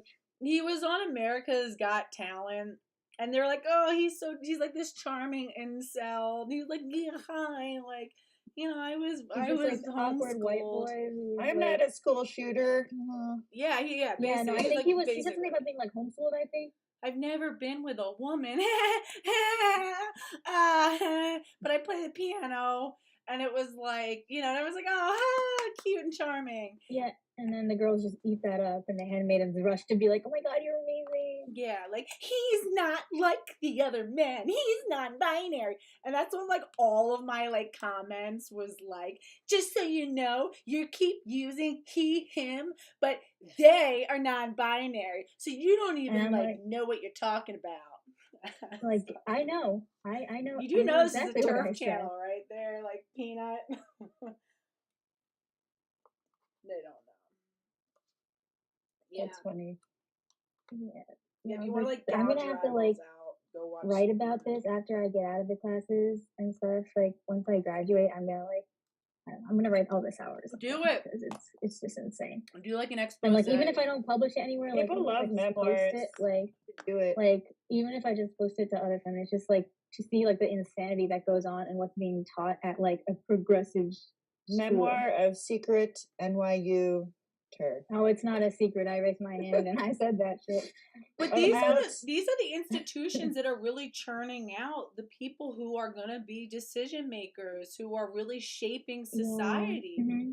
You know. No, and it's really bad. The class where the dominatrix is gonna come. It's called Sex Matters: Identity, Behavior, and Development. So I didn't see the description wasn't very helpful, and I was like, oh, I wonder if it'll be about like sex differences. No, it's basically a class telling it's about like women should objectify themselves and try to keep up with male sexuality. Hedonism is like paramount. Yeah, and then and she was talking about like all the intersex stuff and how that means that sex is a spectrum, and like literally did not mention anything about XX, how males can be XX with the translocated SRY gene, and like literally like all that stuff, like the case road with like Icelandic are doing. She literally just got up there and said like all of that stuff, and also she advocated. She was saying, oh, for trans kids, like catch it as early as possible so that way you can get them on puberty blockers in case so that way nothing permanent happens to them from puberty. And I was, and then some kid asked like, oh, well, if they decide to go off the puberty blockers, will they just develop as usual? And she was like, yeah, it'll be pretty much normal. It'll just happen later and blah blah blah. And I literally had to raise my hand to say like, puberty blockers are not reversible. They cause a lot of different issues. And like your body isn't the only thing developing, your brain is developing too, and it causes bone density issues. And my professor said, well, there's other things you can do to make up for the bone density stuff. And I was like, no, you can't just take supplements. It doesn't fix it. And she was like, well, there are other factors that contribute to bone density too. So it's not just that. But like that's not relevant. Yeah, it's not relevant. No, we don't need to talk about all that. But she just basically like shooed me off with like saying something that was completely like irrelevant. No, it's more and, important like, that they can develop. This is what they're teaching. Female fat distribution and have nice juicy hips. Yeah, fuck the fact that like Oh yeah, no, he wants to have the big boobies, And who cares if he gets osteoporosis at age 20? Whatever. Oh God, and that so many of these people are gonna become like the social workers and going into like. Oh yeah, they already are, and they're teachers, and they're because what's the worst part I think about the whole trans cult is it really sucks in I think kind people. Like I don't think a lot of these people who are sucked into it, who aren't like the people online really fighting, but like. I think maybe even your friends are probably really. It targets two different things: like really vulnerable people, and then like psychopaths and narcissists. And they prey on that sort of stuff. And then they prey on those vulnerable people, often that are young, same-sex attracted people. People with internalized homophobia, autistic people. They hate homosexuals. It's literally children who are mentally ill. Like the whole point of gender dysphoria, is that it's a mental illness, and that's the basis that they're using to sterilize somebody. And last time I checked, that was eugenics. It is, yeah. It's a gay eugenics program. I mean, when it comes down to it. Yeah, and then they have the It's just nerve to talk about experimentation. all these conversion therapy bills where they say that you have to affirm their trans identity. Like, yeah, it's a conversion therapy bill. It's a pro-conversion therapy bill. Yeah, it's a total reversal. So Darvo. It's so scary. And it's so scary too. And it's the same way that women were the hot thing to experiment on, like I said, in the 1930s when, you know, males developed the subspecialty of gynecology and obstetrics, right? So obstetrics and gynecology, and now women, pregnant women, birthing women, and newly postpartum women were this great new untapped human capital for medical experimentation. This is all about, you know, because again, it's unethical. There's certain ethical barriers in place to developing new technologies, new medical technologies, new therapies, new surgeries, right? We can't just sign people up for that. But if it's a life or death situation, and if they agree to it, and if they understand the risks, Informed and if consent. they have informed consent, and if it's a collaboration, well, then we can start to experiment. Then we have now the, you know, this whole human capital of people who are basically human guinea pigs. And it's the same thing that we did with pregnant women. We told them that we said, your bodies are not capable to birth the baby that you grew. Pregnancy is a ticking time bomb. You're going to die. You know, your baby's going to die. Do you care about your baby? Do you want a brain dead baby or do you want a living baby? Are you a piece of shit mom or not? Well, then you need to come with us, you know, and we're going to put you on scopolamine and we're going to cut you open and we're going to just mutilate your uterus and we're going to dig around while we're in there and just try to figure out what everything is and poke and prod, right?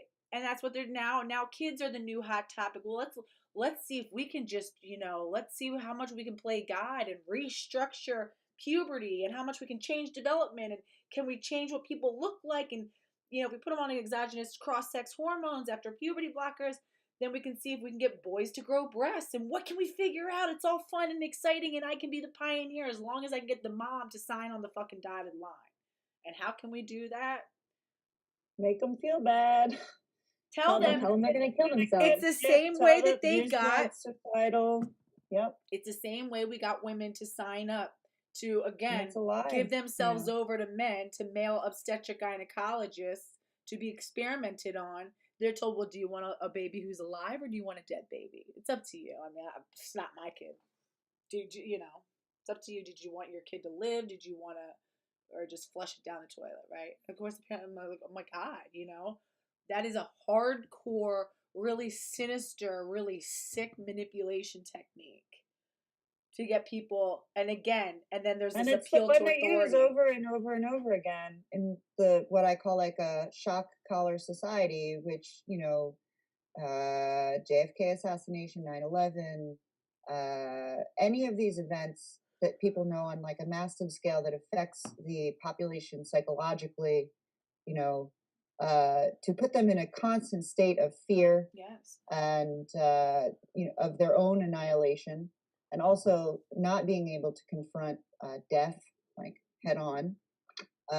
It's this really kind of really screwed up culture. Like it's really messed up, and it's really good at, yeah, it is. Time seems to be a flat circle for sure. And the worst part is, I think, is that people say like it's happening over and over again and people aren't recognizing it. And these are the same people who say, learn from history. You know, if I was around during segregation, I would have said something. If I was around during slavery, I would have been an abolitionist. If I was around during the Holocaust, I would have spoken up. Like, no, you wouldn't. This is your opportunity. You would have what's happening. This is what's happening. Right. It's your opportunity to do it now, and you're not. And people don't understand, because again, they're thinking from a modern perspective of, well, everybody will see that I'm doing the right thing and I'll be the hero. No, you don't get to be the hero during your lifetime. Okay, everybody who is running the Underground Railroad, no, they were the criminals. They were the pieces of shit. They were the scumbags. They were the people who were colluding with other criminals. You didn't get the glory during your lifetime, and that's what people forget. They in their mind's eye, they're reading it from their third grade, required reading of how heroic and wonderful these people are. You weren't treated like that. So when you're thinking, yeah, like Rana, you're so right. When people are imagining themselves, as this hero, the abolitionist, if I could go back in time, they forget that there's no one waiting to clap you in through the finish line and to high five you and to white knight you as some martyr of the movement. No, that's going to come decades, centuries after your death. You're never going to get your flowers, but you need to be okay with that. Yeah, because that's what people take it for granted now. They're like, oh yeah, of course women got the right to vote. And it was so simple. Like, no, look back. Like everybody hated the suffragettes. They were brutalized. There were all those political cartoons that looked just like all the kill the turf memes. Like it's literally the same thing. One of the reasons is they were very closely tied to the prohibition movement as well. They're like, hey, drinking is a really big problem. Like these guys are going out and spending, all this money on like booze and not helping the family at all. And so that was another reason the suffragettes were sort of like, seen as but there's a lot of history there. Those women, they hate fun. They're boring. You're right. That goes back to like the prudes and like, oh, you're not into, Yeah, you're the unmarriable. It's even with the whole.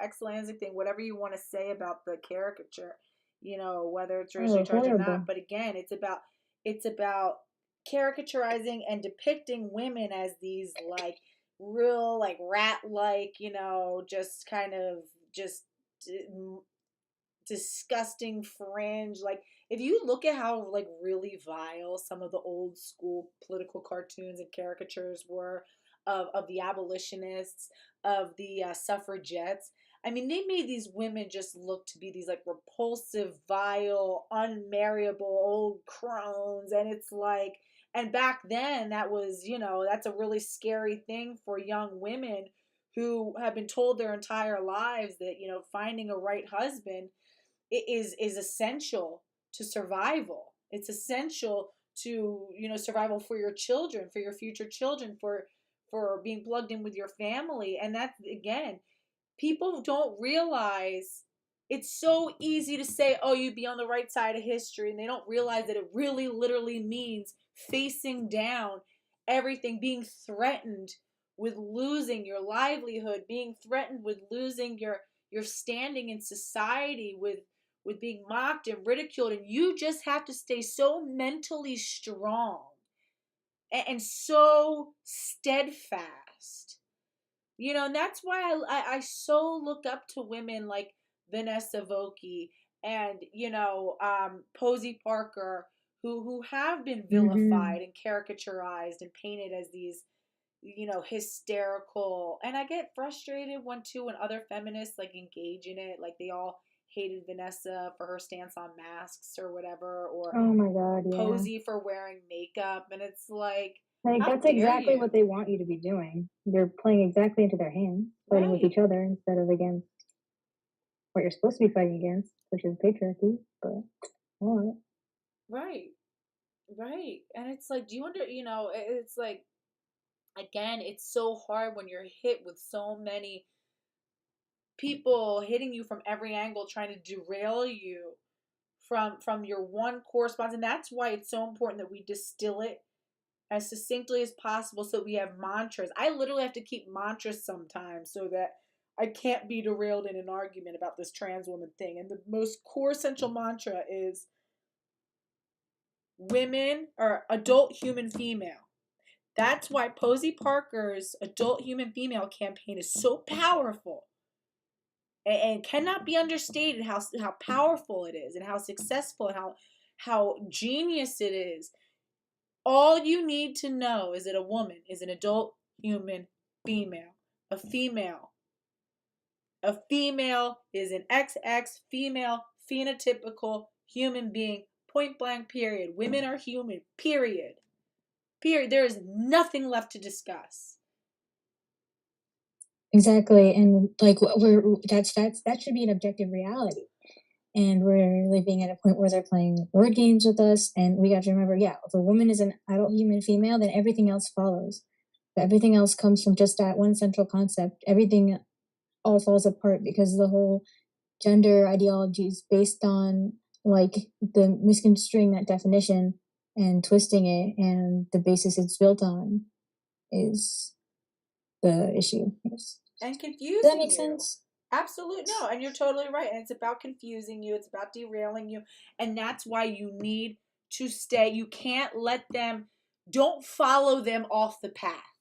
Don't follow them down these long tangents, these long winding things that are meant to confuse you, that are meant to destabilize you.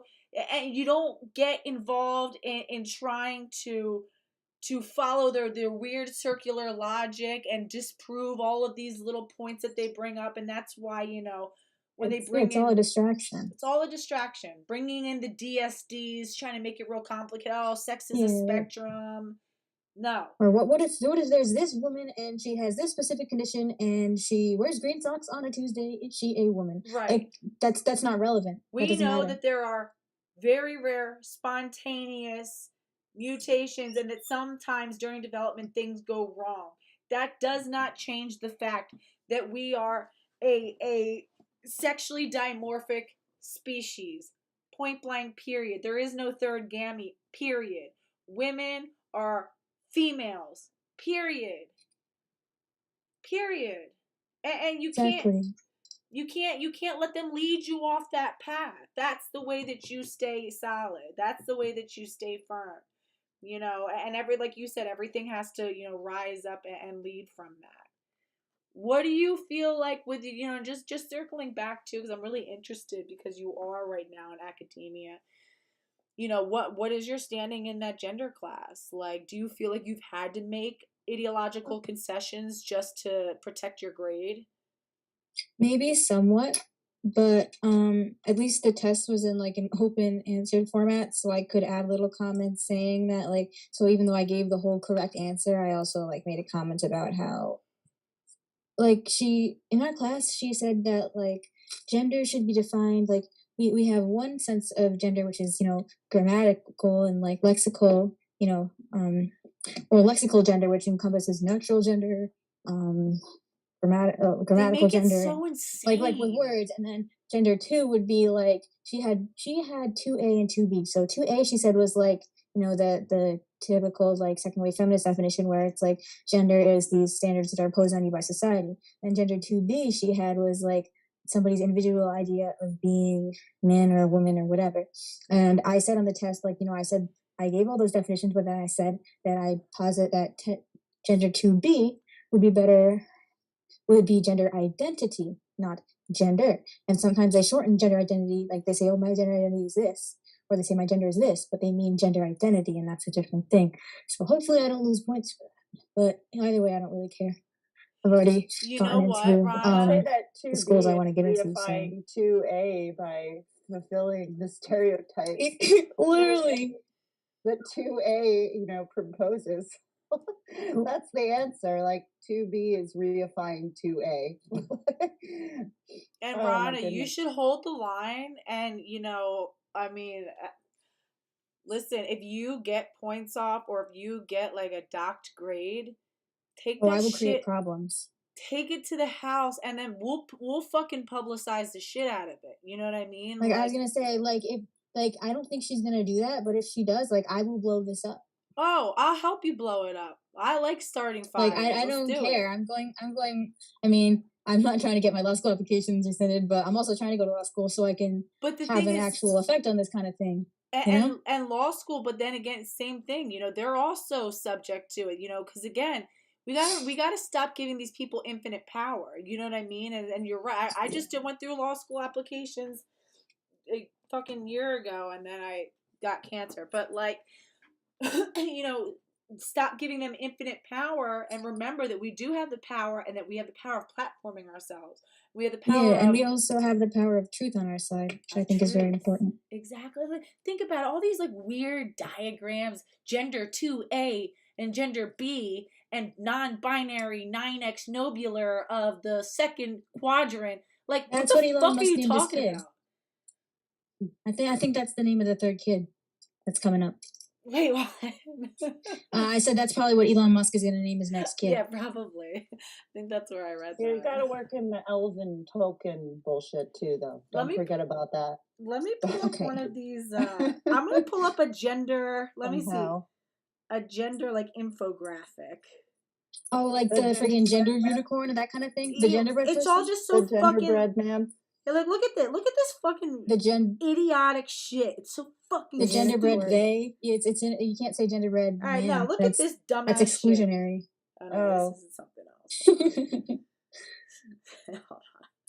Wait, let's see. Gender identity, and it's like it's all confusing, and then they want to make it, because again, it's about to make you question what you know and question your own intelligence, and then like and it's all about, and again, that's what people do to this elitism, to make people feel less than and feel like they can't engage with the dialogue or dialogue with the arguments and things like that, you know, and make people question what they know.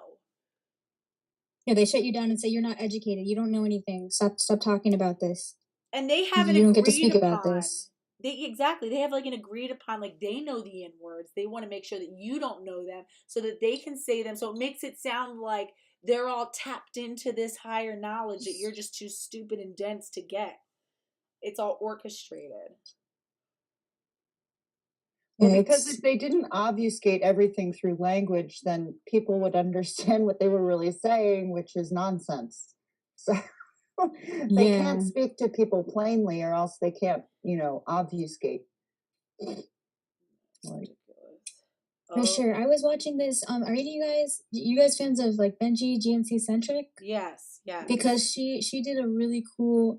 I was watching her live stream the other day with Jutan's sister named Rachel, and they were talking about like the elements of like a thought reform program, and like how that differs from cults, and how like the trans thing kind of really fits that.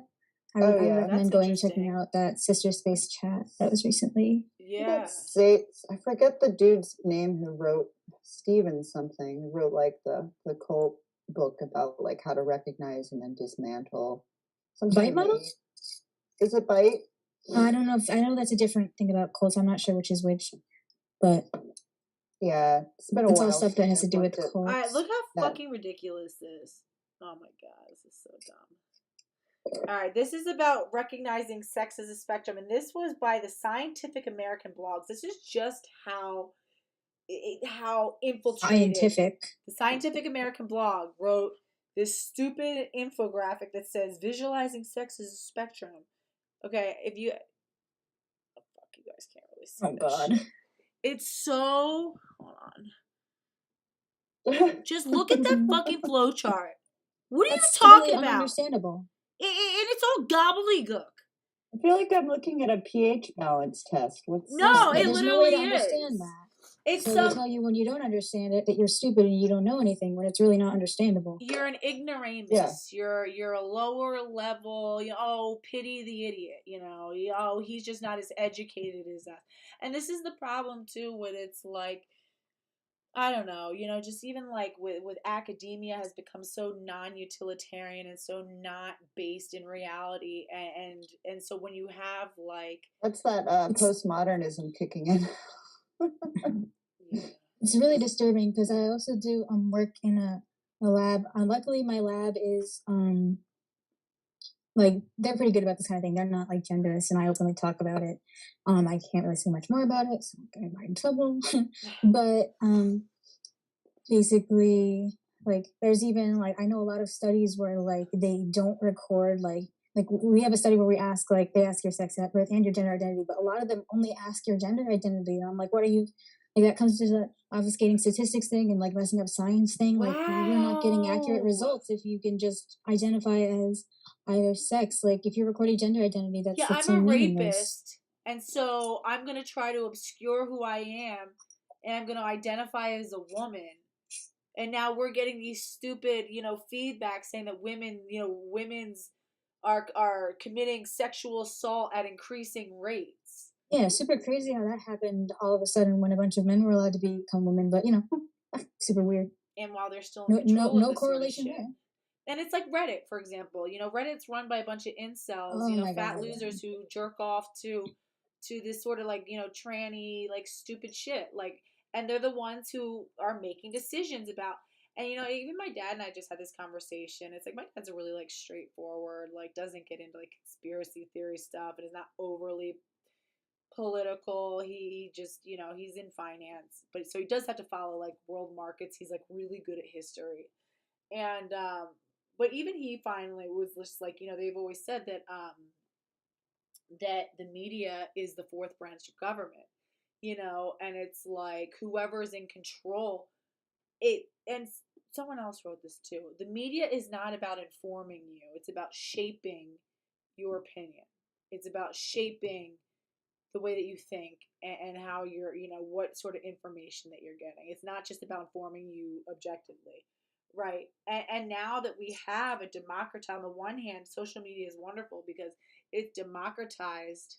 Look at me. What I would have never had access to. I wouldn't have been an anchor somewhere. I wouldn't be able to have you guys choose to have you guys as guests. That's also why it's so important that we support grassroots media movements like this and media outlets like this, because then you have things like Reddit, who did this huge purge, and we all know that Reddit's really run by a bunch of like paraphilic, loser guys who have no real world life.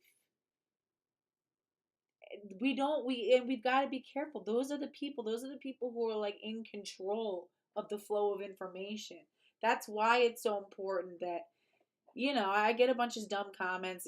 People be like, oh, you're not doing anything, you guys just have YouTube channels and stuff like that. But it's like, listen, it's so important. We've got to just get as many women out there talking about this, just putting as much information as possible, because they're trying to keep it off the internet. We've got to keep it on.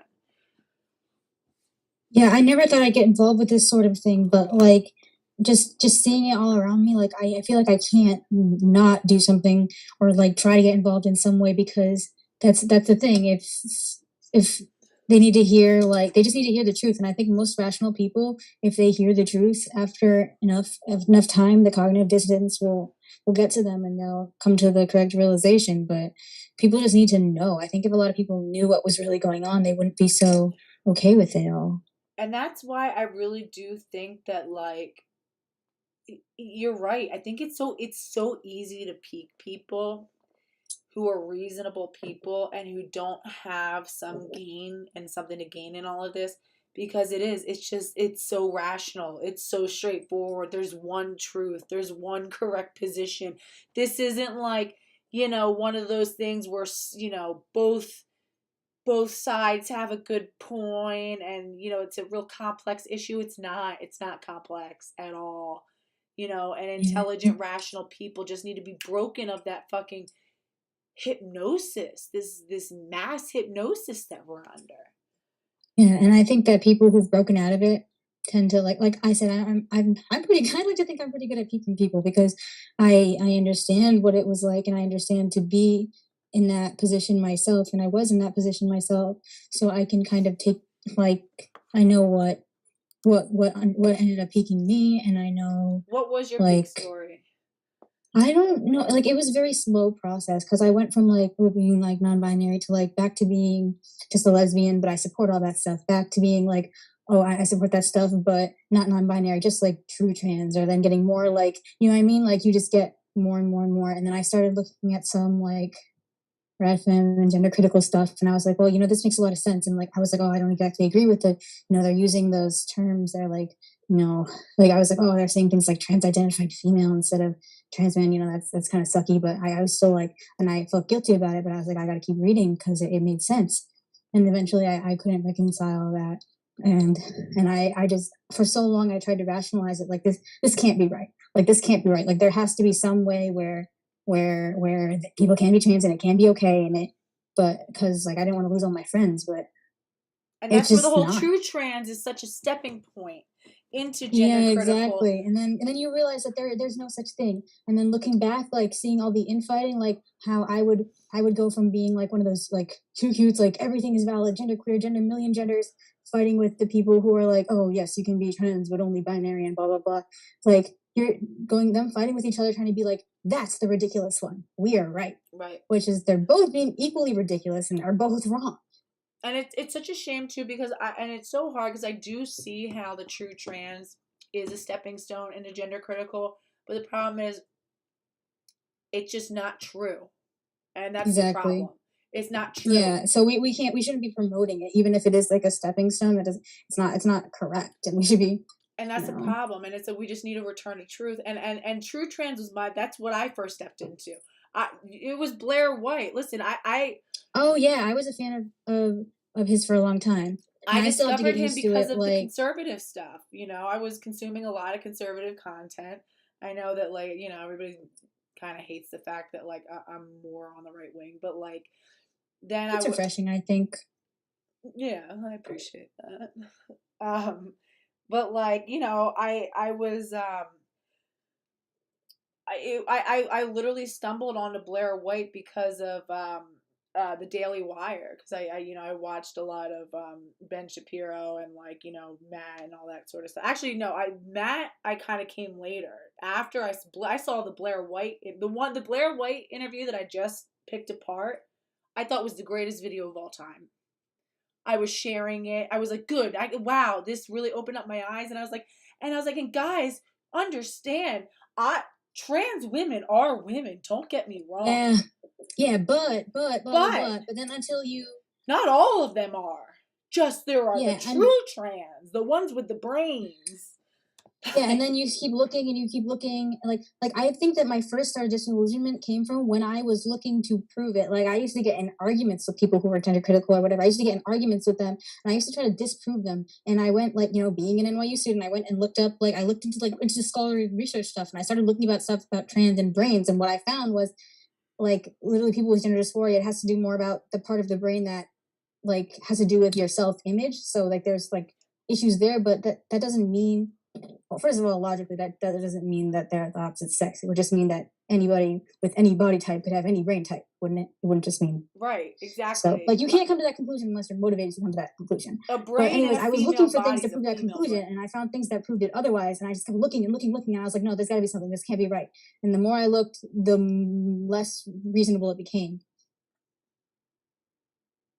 Totally. Sorry, I'm rambling a little. No, If I do cut you off or interrupt, like just let me know, because I'm a little, like I said, I'm autistic, so sometimes I have trouble telling. No, cut me off. See, I'm such a spaz that, like, I feel like I've always got to keep, like, I like need to fill every blank spot, you know. I feel like every, like, quiet, I'm like, okay, so then, yeah, no, I know, and then, like, I end up, like, mowing down so just, like, if you just talk over me, that's just my cue that you have, like, more to say. I'm like, all right, cool, like, I don't have to, like, come up with I shit always to have add. plenty to say.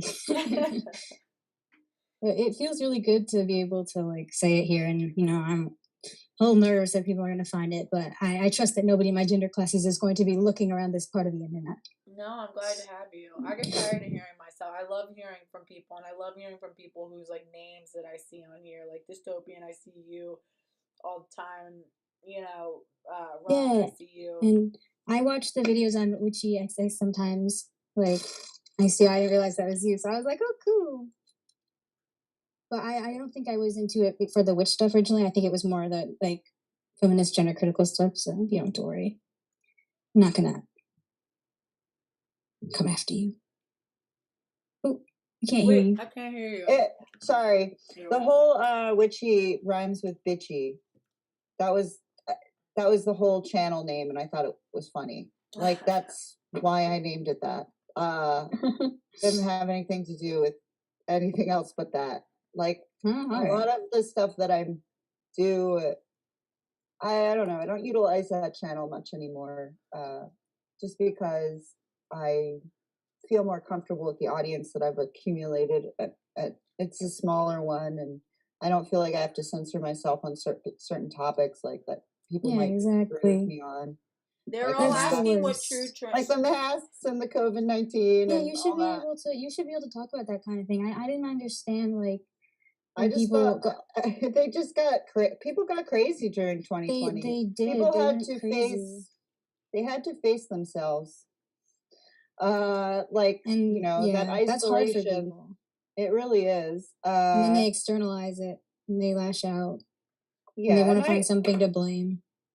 yeah. So just and sort of like the trans topic became kind of boring to me because I felt like there was only so much I could say. Like, men can't Yeah. become women. Well, Like, how sad is newsflash. that too? Women Like, have so many needs right now, and we're stuck fighting this stupid bullshit Oh my that god, it's ridiculous. It's setting women back. we're having to Like, pull all of our resources as feminine. We all know that like lib fems just really aren't fucking feminists, right? And they're not doing shit for anybody except, teaching women to objectify themselves and be more available sexually for men in ways that will ruin their lives.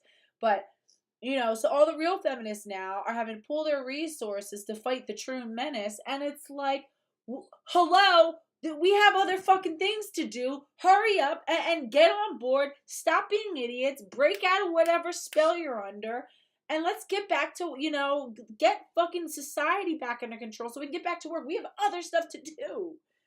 You know, it's just so aggravating that like women are, and I get really upset just seeing how much women are being the ones on the front line. Like, we have to sit there and fight this whole thing, and then like I'm like, where are the husbands, where are the men, where the fuck is everybody? Like, this is, it's ridiculous. And it's funny because you're talking about like all the language, and I think the reason why they go so hard with censorship, and that's why they have to take like a zero tolerance approach, and there can't be dialogue. It's even to the point that Dr. Phil, who finally put things in dialogue, had to take it down because everybody agreed with Matt Walsh.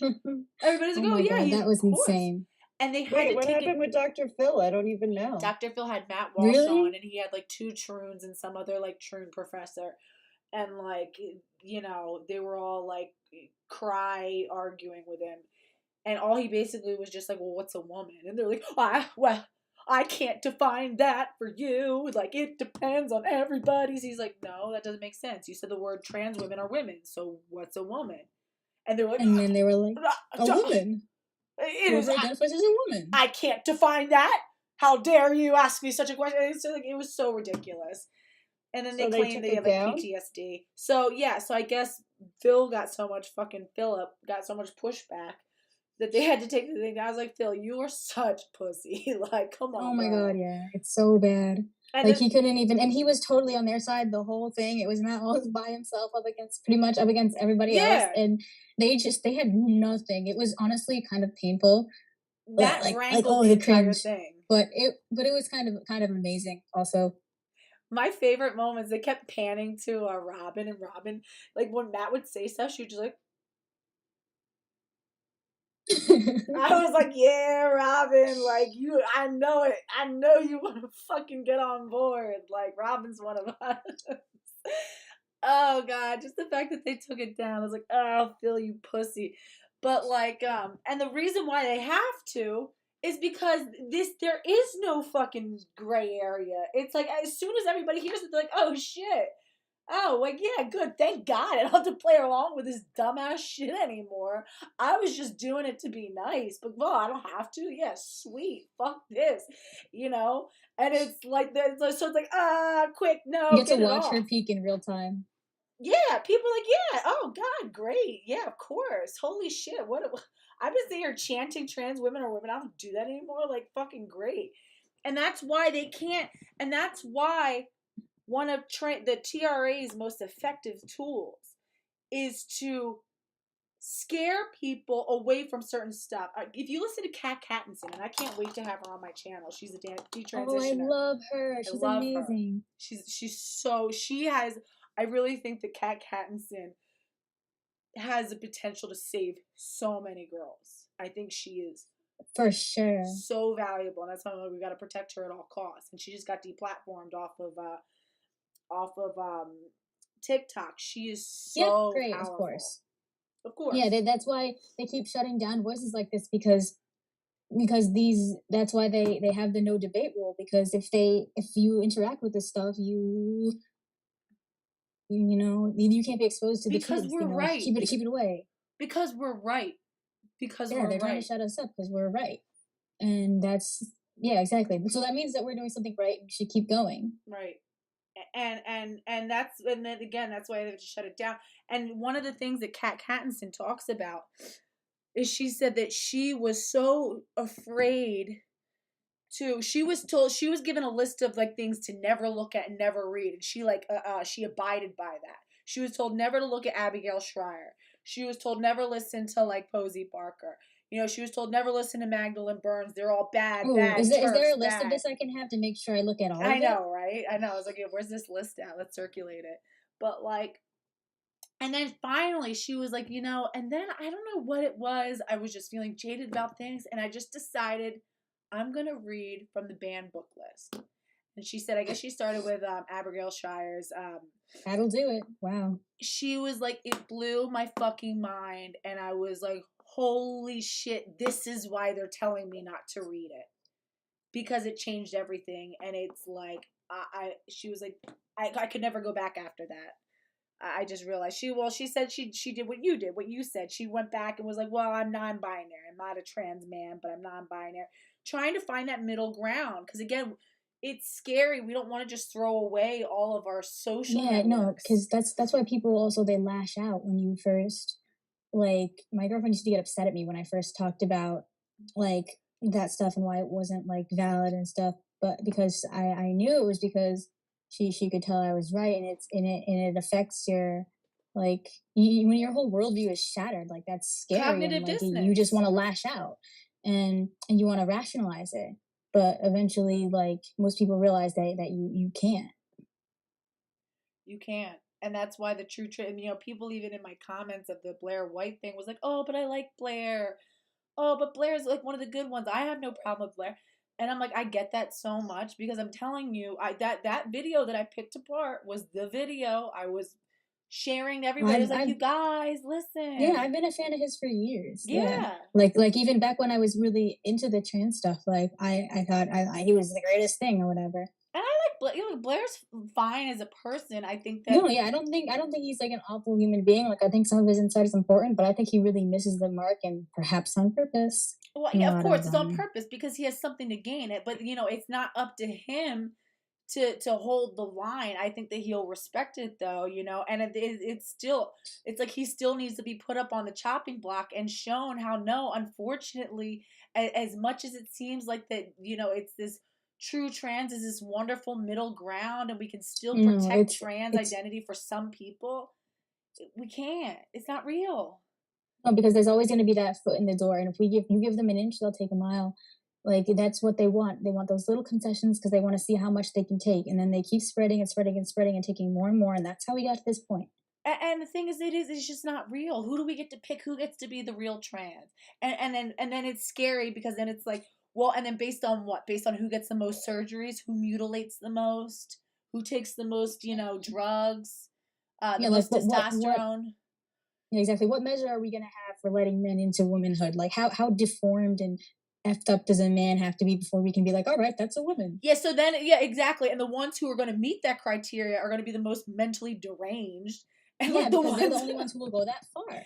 yeah, like I'll splay my dick, and I'll fucking, you know, zip it inside out, and I'll, you know, sew my butthole closed, and do all this ridiculous shit, and like, you know, basically like cut the skin off of my face so that I never grow a beard again, like all this weirdo shit. Yeah, those are definitely not the ones that I want to like have in the fucking bathroom with me. Like, definitely Kind of no interesting thanks. what Rana said though about like the brain science stuff and how it's the part of the brain that's like connected to body image. And from personal experience, someone I knew that became a lady always had body issues. Before that was one of these guys that was like really into like lifting weights and like, you know, was obsessed with how he looked and how he appeared to other people. And so I think that's an interesting connection. I think some of these people, there's this guy, Nina Arsenal, I think, Canadian. dude who has had so much plastic surgery and has described feeling erotic pleasure from getting a facelift. Like, I think some of these people are definitely also addicted to like plastic surgery. Oh Like, yeah.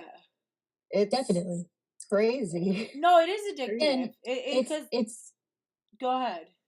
I'm sorry, I don't want to interrupt, but No, go it's ahead. another, it's like one of those new age like body dysmorphia type of things, like, you know, on Tumblr and the early 2000s 2010s, like the pro anorexia thing, the thinspo, like I saw that shit everywhere. And like, and then there's the girls who would post pictures of their self-harm cuts and that kind of thing, like, and now people are showing their top surgeries. It's the same thing. And the It's just like, it scar, just transforms and it just morphs a little bit with each generation. But what we're enabling is this deep self-hatred, and we're validating it.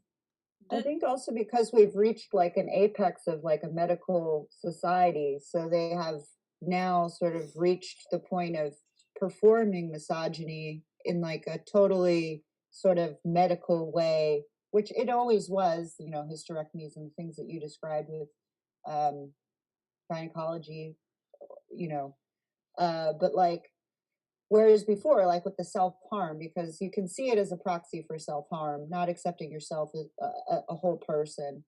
And so like the, God, I lost my train of thought. no, you said we hit an apex because you're on an interesting Right. So point. like all of the misogyny is now, it's not like I'm cutting myself. I'm going to a doctor to do the proxy for self-harm.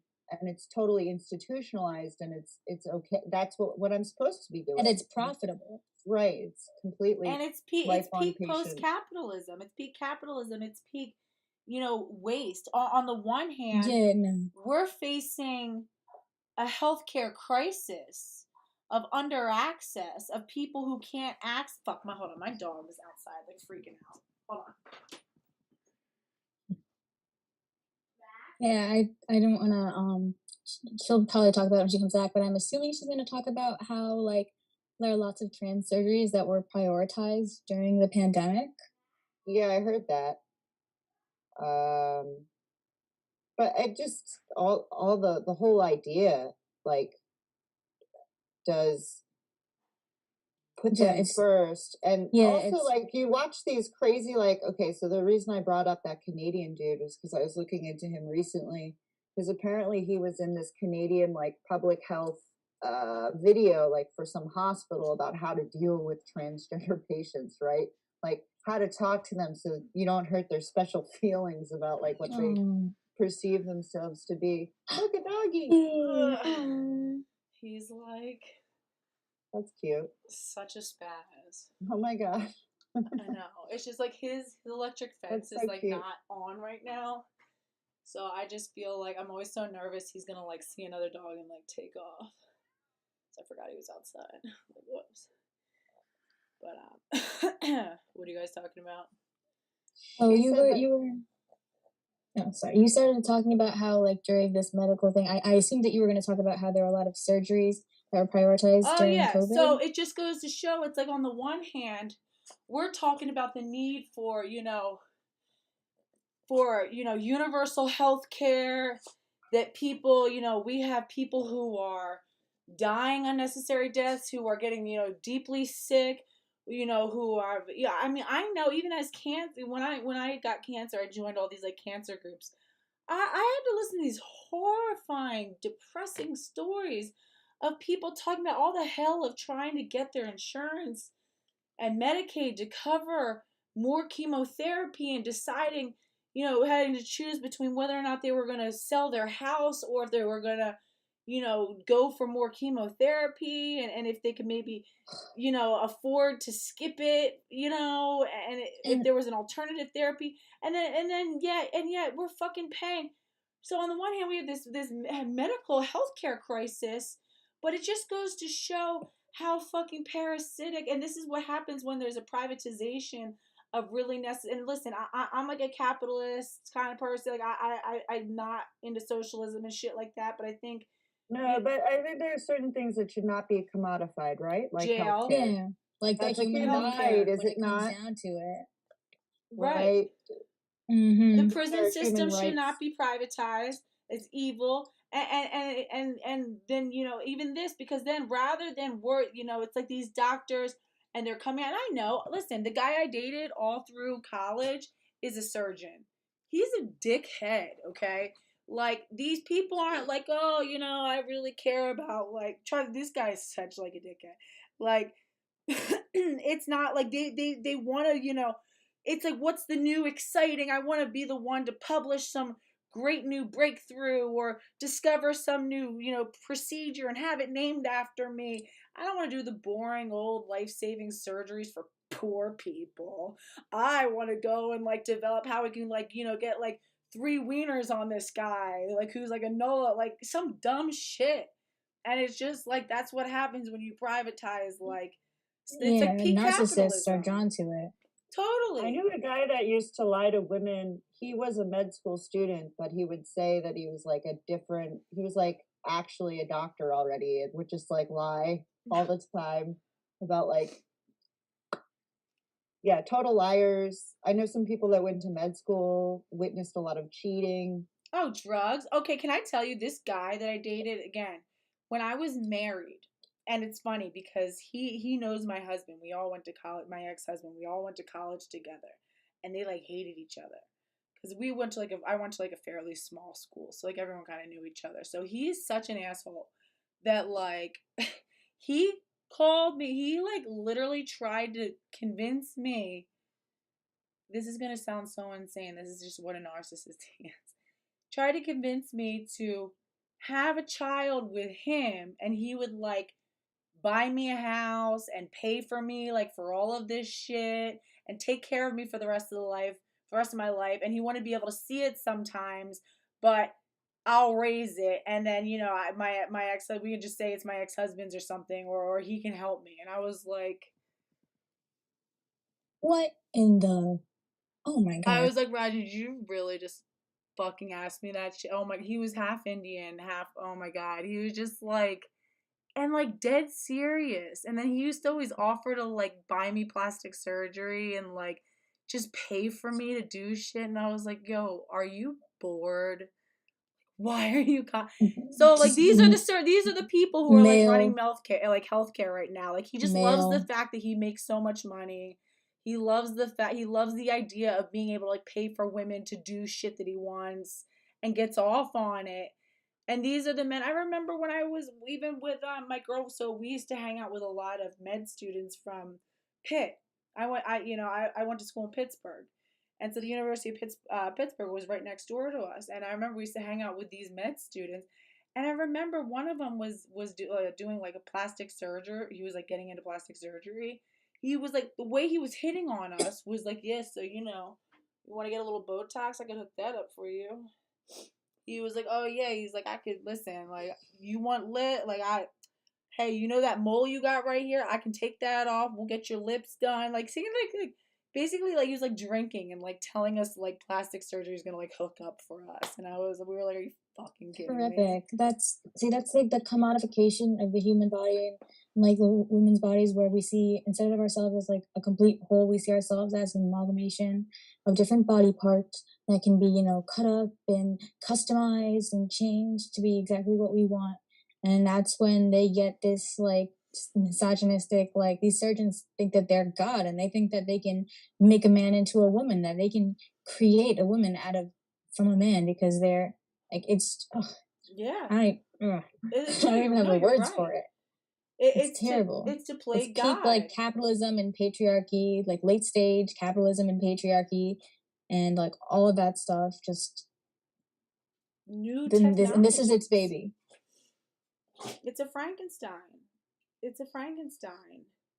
You know, the fact that we're even trying Frankenstein's not even the real monster. It's the creator of Frankenstein, Victor. Yeah, they're all Dr. Frankenstein. All these guys, yeah. like the ones, the doctors, like Excellency talks about some of them, and like, what's her name? That Dr. Saib Gallagher or whatever. The Yeet the Teats, you know. She is the one with the psychopath eyes. Scumbag, yo. Who's like involved with jazz and stuff now? Yeah. I have Like a whole like thing. people like that, like psychopaths. Psychopaths and And like that's something I narcissists. don't throw that word around a lot. Like I took a class at NYU on like psychopathy. Like it was like a seminar, the professor on like studying the phenomenon of psychopathy particularly. So it's something I do know a lot about, which I like to apply to things. And I guess the main tenet of psychopathy is that they don't respect the dignity of their fellow humans. Like they see people kind of as objects. They don't Kamala that they can Harris use is for a their own psychopath. needs, and they don't see anybody else as human as they are. And I think that a lot of misogyny comes from men not seeing women as humans, so they behave basically sociopathically towards us. So I think that that's kind of, I feel like there's a connection there. Yeah, but Yeah. even like women psychopaths, like I think that males are a threat, and I think that psychopaths are a threat. And I think that when those two things combine, it's really bad. But there's also female psychopaths, and just like generally threatening males that aren't psychopaths. And the thing is, Does that make any sense? and psychopaths aren't necessarily. It's not like we need to like quadrant them off from society and like kill them. Some of them can be really important actually, because just the there's fact that they can get shit done. Yeah, there's degrees of it, because some people have to do the jobs that nobody else wants to do or has the like stomach to do.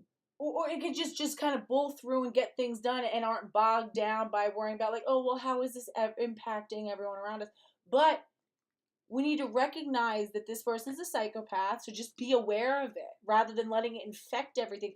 And that's why I don't like the fact, when I've been reading some of these, I don't like the fact that this political correctness in science and health and research should be enemy number one. Because it's skating its way into science. It's public enemy number one. And I've literally read studies on the trans thing where they literally said, well, we should look into this one aspect, but we don't want to explore that because of its potential implications to worsen transphobia or to hurt people's feelings. So we're going to leave that aside. And it's just like, oh my God. Yeah, it's scary. It's crazy.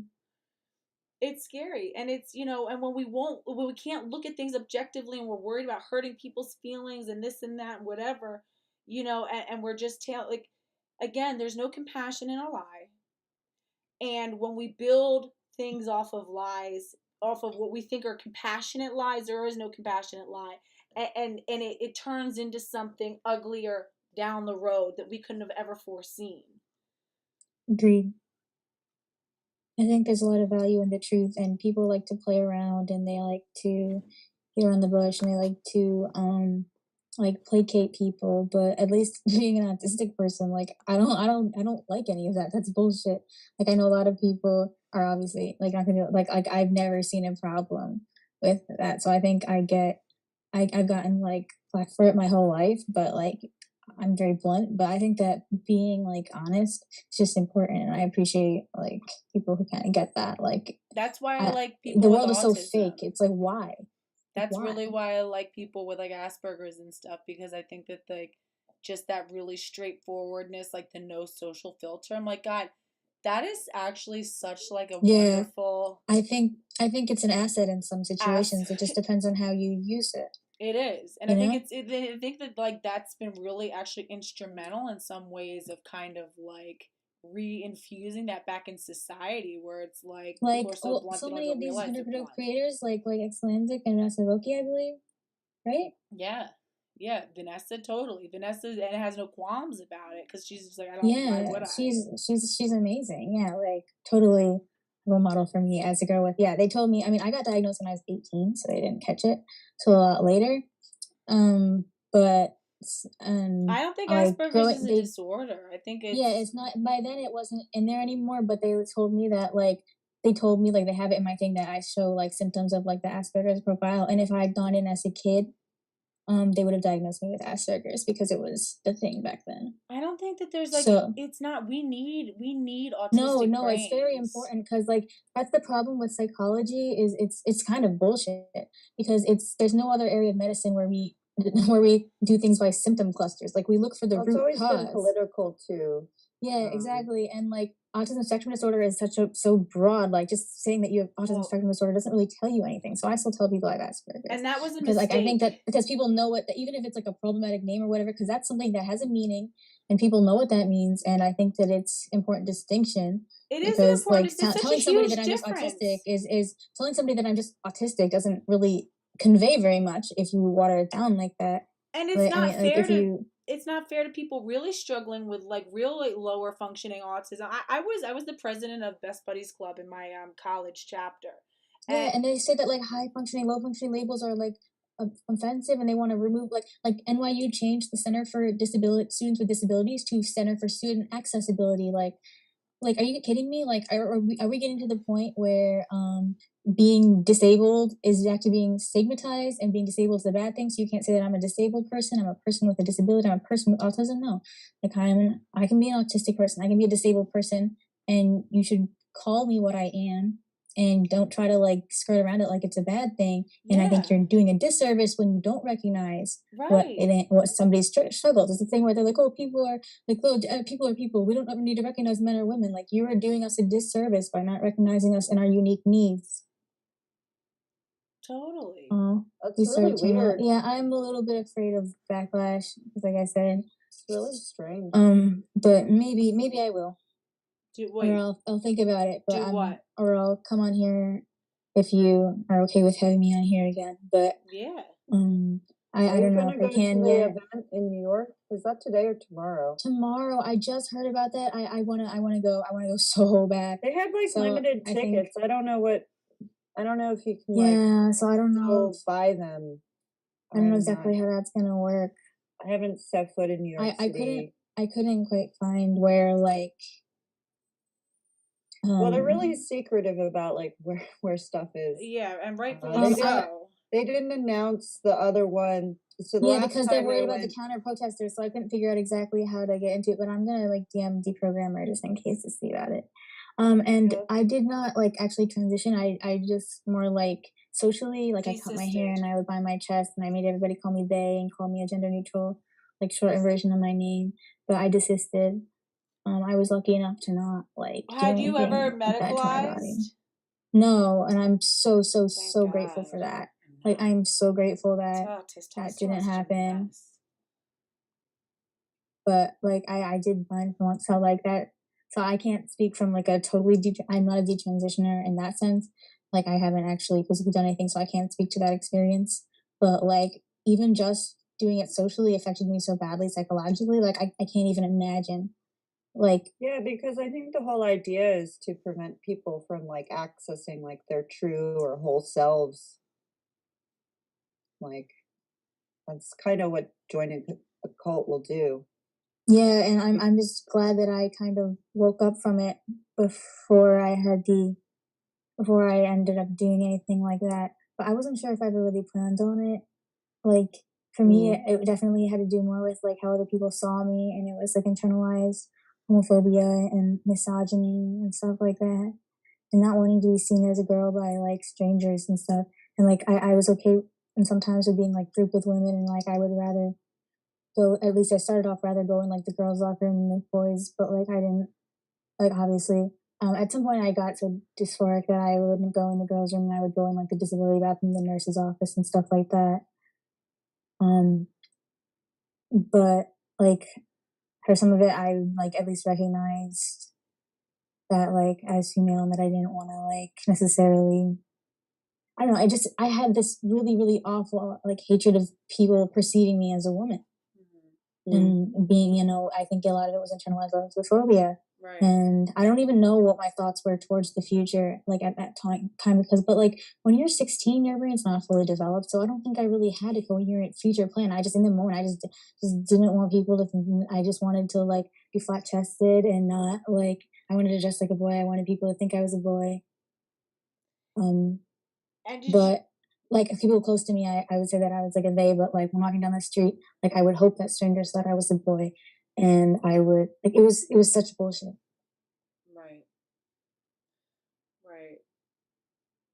I always just and it's hard for me. I just try to like really like imagine and put myself in that position, and I feel like, especially when you think about it from like a internalized like lesbophobic perspective, is where it really starts to like make sense for me, and even like a internalized homophobic perspective, like just the idea of like you just want to be able to be normal, like normal, and not Yeah, I deal didn't with want to be like, bullshit. You I don't just want wanted to be a person. I didn't Yeah, want you to be a don't want girl. I your wanted to love be a life person. to be some spectacle or some political statement, where it's like, oh wow, look at the two lesbians. It's like you just want it to be like a normal facet of your life.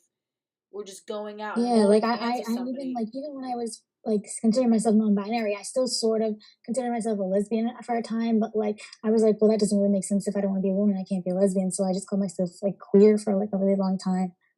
Yeah, And it's sad. like it was awful. Like I really cringe looking back on it.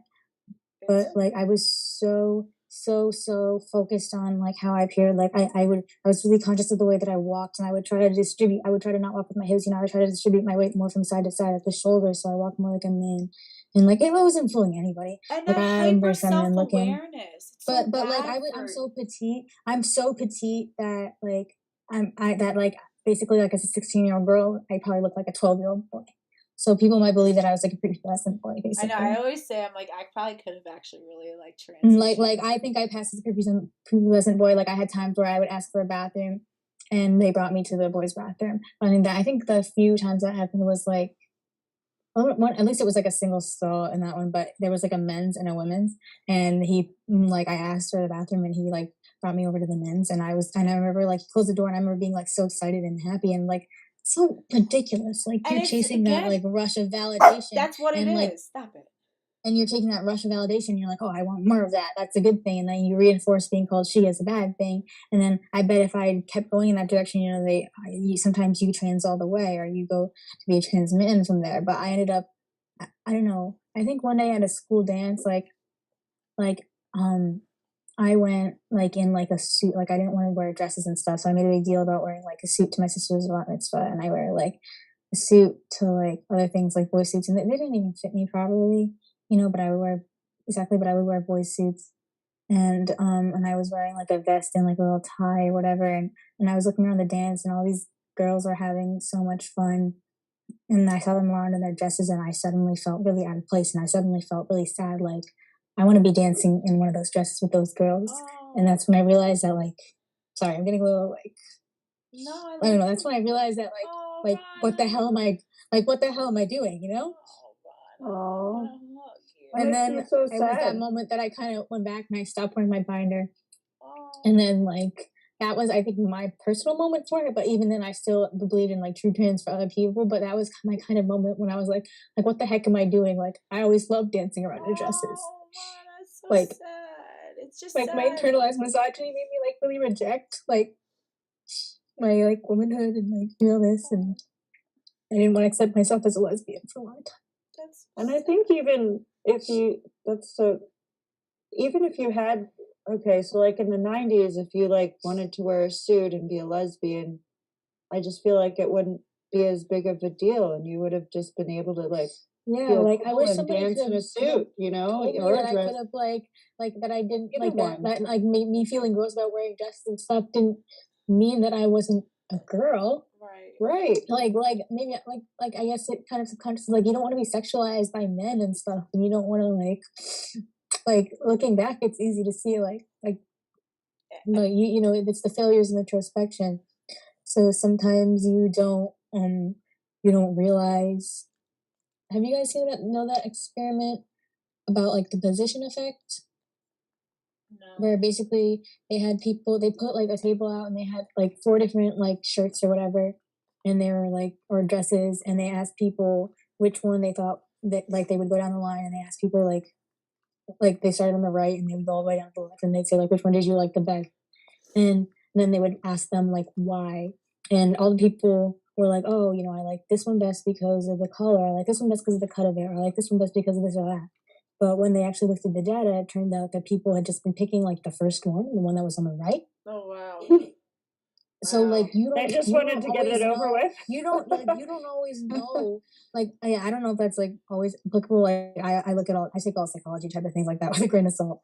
but Yeah. like you don't know the reason why you actually do things. Like That's there's a lot of true. things that are subconscious, and you might think, "Oh, I like it because of that," but you might be, Well, even you might just be people picking it because it's the first one. and people who make choices based on what other people are doing around them. Like if everybody there's Yeah, I was those an studies of impressionable young girl. Like I used to like You're a swipe on for some child, of that you know? stuff. Like, Like, yeah, like I was on the internet when I was like 13, 14. And like I know a lot of girls too who were like kind of groomed on there. oh Like I yeah. think every girl on there was groomed to some degree, talking on like anonymous totally. cat platforms, like not Omegle, but on like sites like that. And then would like convince you to like.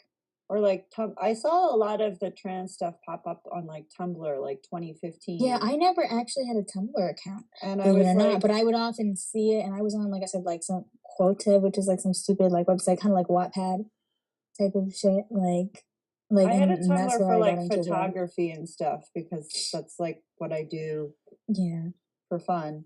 Also sometimes Oh, money. that's cool. But anyway, like I started noticing all these like profiles that were like, they would have Yeah, like the all this different pronouns or stuff. like the weird, like, the ones that are like fantasy Yeah, based where they're, Z or Faye Fair, and like, well, and I yeah, would go and those, I would be like, oh, what's that? And they would link to me a thing about all these different genders, and I would read about it, and I would be like, oh, well, this one sounds like me. That right. makes sense now. I'm Right. It's demisexual. right. It's Like like I first thought, like when I was like 13, I was like, I'm the first other like sexuality other than straight. I was like, I think I'm pan demisexual because I be interested in anybody, but once I like really, really like them, like no, right. you're just a child. Like you're literally a Demisexual so child. dumb. It's like, oh, you don't Like feel like sexual pan attraction until you demisexual, have like a you're literally a romantic child and you have no connection. idea of your Like sexual preferences. Like it was so stupid. So they And I funnel went all back and these forth from kids like, into these places on the yeah. internet And then to I was like like, make them believe like that this stuff is like legit yeah, and use the identity that like sounds enough like this person, right? You can make up a yeah. billion different identities based on personality type or whatever. Yeah, and I took that stuff as true. And I saw that and I was like, oh wow, and everybody's so, welcoming and fun. And they like as love a bomb. autistic girl who didn't have that many friends at school, like in middle school, like I'd been like bullied, kind of basically kicked out of my cliquey friend group because I kind of stopped like growing up autistic, I just kind of mimicked the other girls. Like I would just kind of watch what they did and like make them, but then like I realized like I wasn't interested in the things they were interested in. I didn't like the things that they talked about. Like everything was so shallow, and I just kind of started getting distance from them. And some of them were really mean to me. And like so, I didn't have many friends, so I went on the internet, and this is what happens. And the thing And is, some of these too, kids go farther than me, and they end up cutting off their breasts, and they end up like doing hormone therapies, and it's just horrible. Like Yeah, that could have kids been like me. you Like I used to watched just like like go out and climb trees and read books, yeah, like like they when I didn't was have to go little, into I the did that. scary scrying portal of the internet Yeah, and because like, like that's what was weird about it. Like I was born in the end of 1999, so it's like that weird in between spot where like growing up as a kid in the 2000s, like I went outside and I played with bugs and we didn't iPhones weren't a thing yet, and like I have a lot of memories of that. But then as I went into a teen, was when I got an iPad at some point, and like I started being able to go on the internet and all these different things, and like computers got better and like more accessible and all that stuff. So I feel like going through that like switch at that time definitely drove a lot of girls like me to do stuff like that. yeah, there's the Lisa Littman paper talks about it being a social contagion. Oh, And I think absolutely. And I had a lot of it's, friends who did that too. yeah. And like, yeah, it's exactly what it is. Same as like even like self-harming. Like I didn't get that idea out of nowhere. Like I saw that some people did that when they were really upset. One night when I was like really, really, really upset, and like a family I decided to try it, and then that's how I got into it, because you realize, oh, this gets my anger out or whatever. Like a lot of these things, like these are just vulnerable young girls who are mostly um been falling for this stuff, what were you saying and it's about the hurting them. Lisa And that could have Littman? been me. I could have been like Phantom, like from Phantom Nipple Girl from Exolenza. Like Oh imagine if God, I'd hate if I instead of like stopping binding because it's like uncomfortable, and why was I even bothering to do that anyways? Like it just like why what if Because I'd no gone on matter to try to what, do it permanently? What if that could be me? Like that's like I see these girls doing this stuff, and I'm like, that could be me. That could have been me. yeah. Yeah, because no matter how gender presents itself in a society, it ultimately harms women. Uh, Yeah.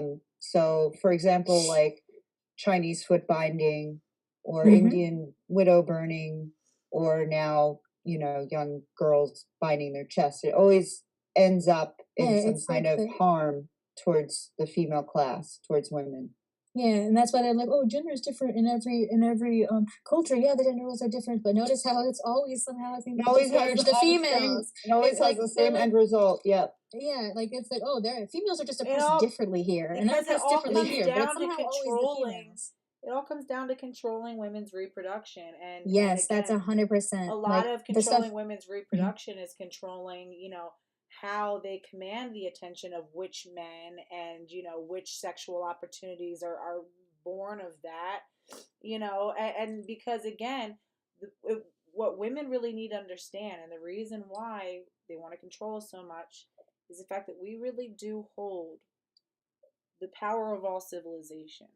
Yeah. We get to That's the whole decide deal. which men. No, we fully, and I don't think women fully understand the fact Yeah, that they don't realize their women power are because they're fully in control of all sexual reproduction.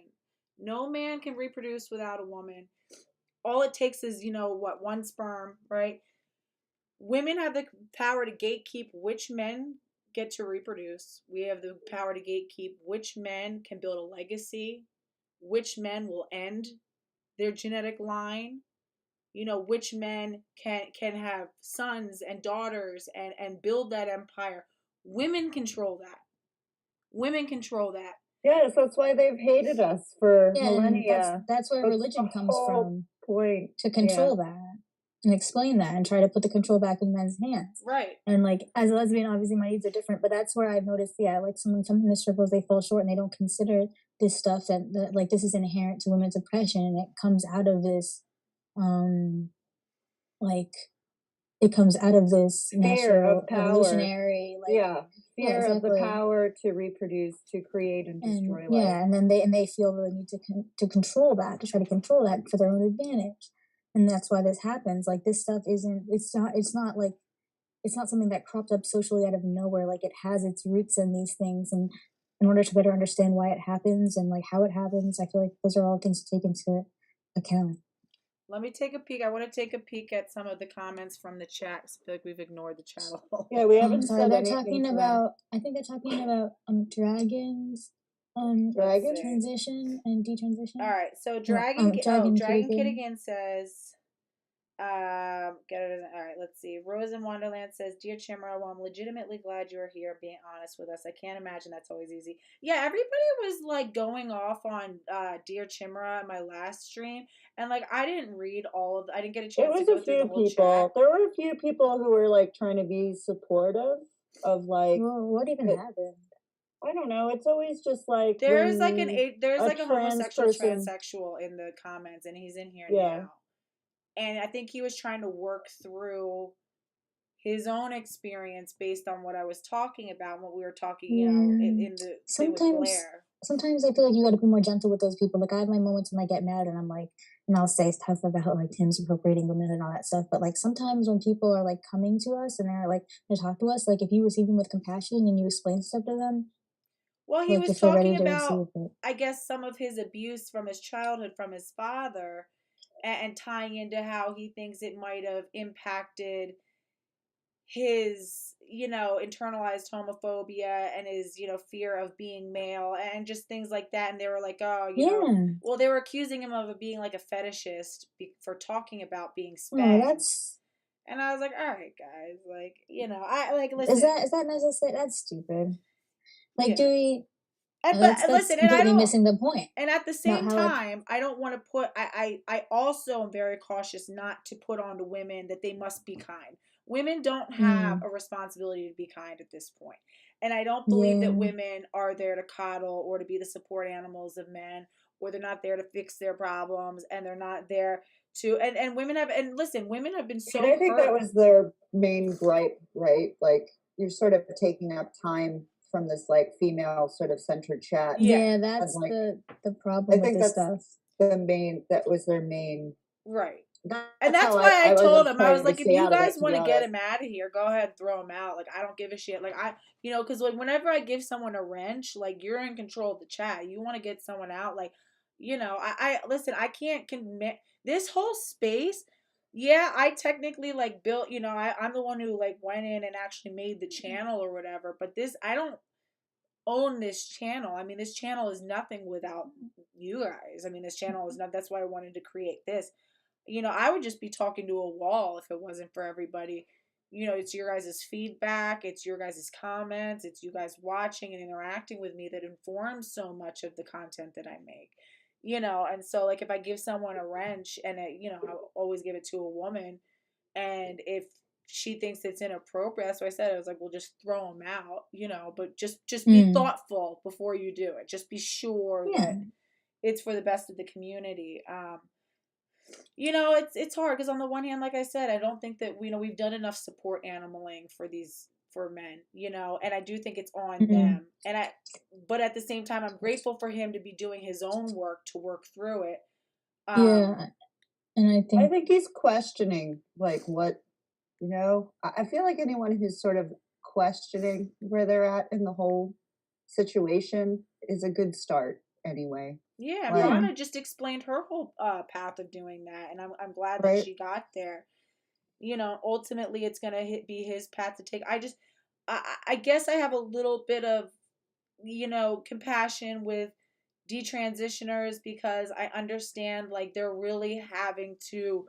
It's like imagine how Yeah. like fucking So, hard it is to oh, you went and came out to your family, you made this big deal, your parents were mm-hmm. like confused and upset, and then you had to like tell them like no, you have to accept me. I mean, you probably fought about it, and they had to go through all of this to like come around to it and learn, and you And then, created a yeah, it's community, hard to reconcile. and to come back and be like, And yeah, sorry I like berated you for the past 2 years and called you a yeah, transphobe, whoopsie, and whoops. you finally came around and like changed your whole like life to address this, and we stopped our lives for 3 years so I can get a bunch of surgeries, but like I changed my mind, like I want to go back. It's like what?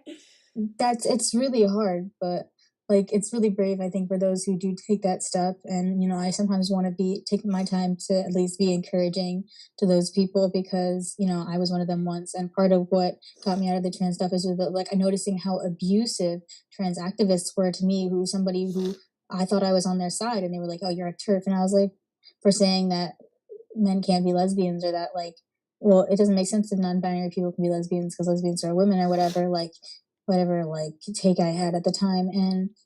And like they would be like, "You're a turf, you're evil, you're blah blah blah," and I'd be like, "No, I don't agree with the turfs. I'm on your side, but this." And like I realized that no amount of like nuance will work with them. Like no matter what you say, it's never going to be good enough.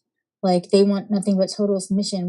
But when I went to go talk to the debate with the other side, and I tried to like tell radical feminists, like there were a lot of, I mean, some of them were just like dismissive, obviously, and rightfully so. But some of them also like explained things to me, and some of them like received me more openly and were willing to talk about things. And I think that that did help me like realize that even if the trans community and everybody I know cast me out, like there's people on this side who aren't totally evil, and there's and like realizing that like this is not the way, this is not what I was told. um all right guys, I've got to wrap it up. Oh yes. But I want to, before we do that, I want to give Yeah. you guys like I'm going to read a couple. I'm going to read through some of the chat, and then I want each of you to just make like I guess a final like response to what they're, just to tie up whatever your last thoughts are on all of this. But I want to platform some of the comments in the chat really quick because there's some good ones. It seems like Dragon Kittigan, Abel Garcia, and Dear Chimera are discussing like their just trans and detransition and detrans questioning experiences, and they seem like they're relating to you a lot, Rana. Mhm. So I'll read through some of this stuff, and then I'm gonna let you guys give like some final reflections. So Dragon Kittigan says biology and other sciences are racist and transphobic. Dragon Kittigan says just like brushing my teeth with toothpaste, transphobic.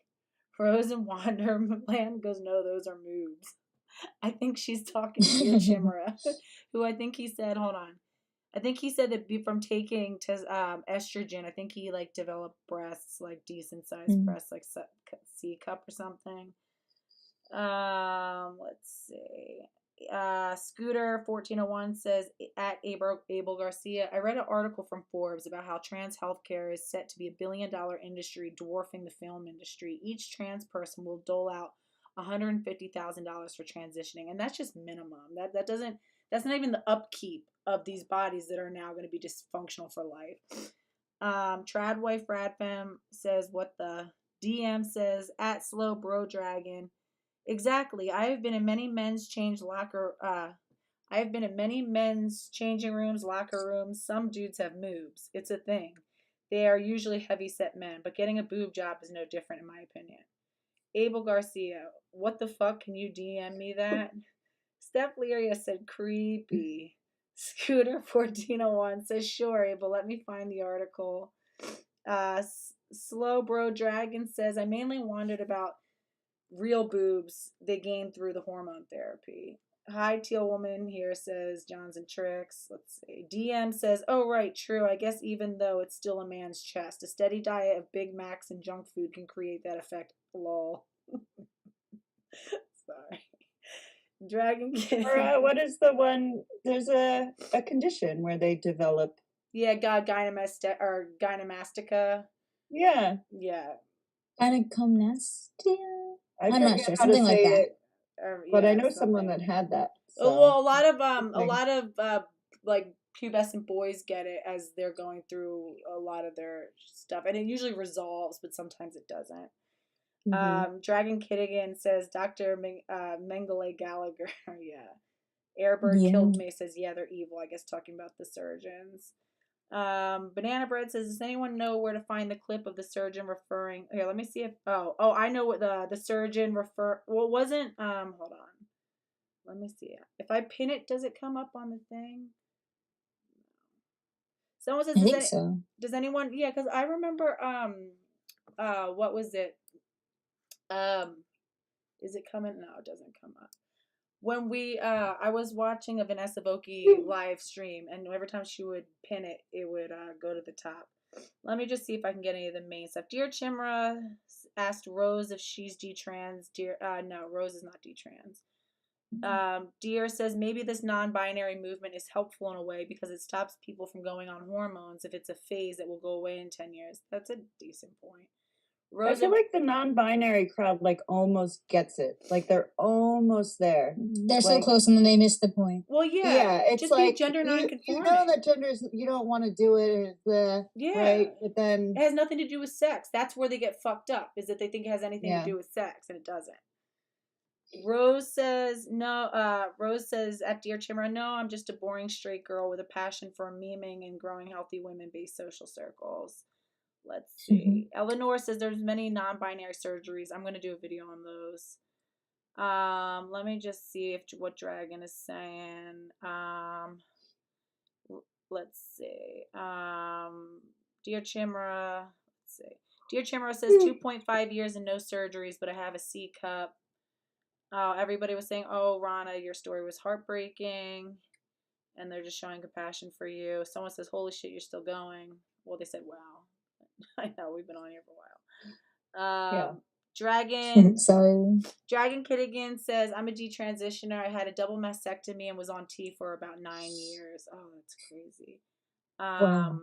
And then let me just see if there's any other important ones. Dragon Kittigan said, I had a naturally height level, so I passed as a guy before transing. I'm over 6 feet tall. Anyway, the T made me super horny all the time to the point of distraction, which actually that does happen. It made me angry and unable to cry. That's interesting. She said, of course, I got some facial hair and lost a little hair, not as much as everyone else did around me. And I think because I started T later in life, it didn't affect my voice like it has others. Karen Alaxa said, I had breast surgery because I had cancer. I literally needed it. Body dysmorphia does not make surgery necessary. Hating your body is a psychological problem, not a medical one. You need therapy. Rose in Wonderland says, I can say though, if I was a teen now, I would have been perfect prey. I always was a rough and tumble kind of gal. Add to my ADD and lack of friend groups, would have been easy pickings. And then I'll just say this last thing from Dragon Kid again. Dragon Kid again says, my mother was the prime source of my gender dysphoria as a child. Came out as a teen, but started drag kinging in my late 20s and 30s, and I got re-triggered by all the lesbians for once loving my masculinity. So I seriously started to trans in my late 30s, early 40s. I was basically love bombed during a time I was grieving and having other mental issues. Wow. And she said, I wondered at a young age if I was intersex. So Dragon Kid again said, I wondered at a young age if I was intersex or a hermy, as they used to say, because my mother called me her half boy, half girl freak. And there were all these weird medical appointments. Oh, honey, I'm so sorry. And then Gia Chimera says, Britt, maybe I'm just gender nonconforming. Yeah, totally. Like, and that's all good too. Yeah, honestly, that's the saddest. Like, I don't care how people want to express themselves. Like, do it, go for it. Like, honestly. Yeah, Dystopian, but I'll let you. It doesn't. I was just gonna say, you take the floor for, like, say everything you want to say and respond to everything, and this can be your final thing. So we'll give you like the floor. I do have to interview somebody in like. Yeah, sorry. Hours. Go as soon as you need. A different topic, totally. But yeah, what happens? Yeah, I don't think gender nonconformity or whatever you want to call it, defying the stereotypes, is a bad thing. Like, ultimately, it's because we live in a sexist society, you feel like you can't do that without changing your sex. Like, and that's basically my final take on all of that. We live in a misogynist, sexist society, and if we didn't, you might feel a little bit more free to express yourself in whatever way you wanted to without calling yourself either sex, like whatever. Or tying your sex to your personality or who you are, what decisions you make as a person, other than stuff related to your just health and reproduction. Right. You know? Well, anyway, Dystopian Deep Dive, thank you so much for being here. Like, and thank you for all of your really, I think, unique insight. I really enjoyed conversing with you, and for you to, this is still all like in a very beta early development of this model that I'm trying to make. So thanks for helping me develop it more. Appreciate you a lot. Yeah, I think everyone should come together and do more of these. And like, I've been known to talk some trash, but when you talk to people, like this, you have to be more diplomatic and you have to actually listen instead of like typing garbage into a computer. So thanks for having me, and thanks for everyone for who tuned in. And since we're, neighbors, let's stay in touch. And, if there's anything cool coming up or any opportunities for anything during the summer, let's make it happen. I'm with it. Yeah, I mean, I might be leaving again, but I could definitely get you in touch with another friend of mine that's interested in this kind of stuff. Yeah, please do. But thanks everybody. Thanks so much. I have to make notes I have to interview this guy. Yeah, about David Icke. So I'll check that out. That sounds interesting. Thank you so much. Appreciate you. Bye. See ya. Thank you. All right, Rana, you have the final word. I don't know if I have anything to say, but thank you guys. I guess I appreciate everybody being really nice about me sharing everything, and thank you for letting me come and talk on here. I don't know, it was really great. No, I love hearing from you because I've talked to you. It's so cool. I've talked to you a lot on like Instagram and in the comments and stuff, and I love hearing people's stories. I didn't know that about you. I didn't realize that you were a sister at all. So yeah, no, all sorts of stuff. Yeah, and that's cool, and I want to hear more of like people's experiences, because I think a lot of our experiences of how we all came to be gender critical, is so different, but I love that it's put me in conversation with so many different kinds of people. Like Same. I never expected to get this close to like the lesbian community. Like, I'm bisexual, but like it's never been like a major thing that like I've thought about because I've mostly partnered with men, or if I've like had little girlfriends and flings and things like that. But it was never like it. And I think being bisexual, you can get away with not having to really deal with it as a big part of yourself if you don't Mm-hmm. want to. You know what I mean? Or if you just Yeah, because you have the option of partnering with men, right. whereas lesbians can never be fulfilled by that. So that's like definitely the thing that separates it. But I love the solidarity, yeah, and I love how all sorts of people come together, and I think it's really powerful. How people from all different parts of the political spectrum and stuff can come together over like an important issue like this to protect like women and children. I think that's really gives me a little bit of hope in the world, I guess. Yeah, and your experience is really valid or valuable, and so maybe that was part of why you had to go through all that. But like keep me updated with everything with your gender class. I'm like super interested just to see how that like ends up. And we can like raise some hell if they like try to mess with your grade.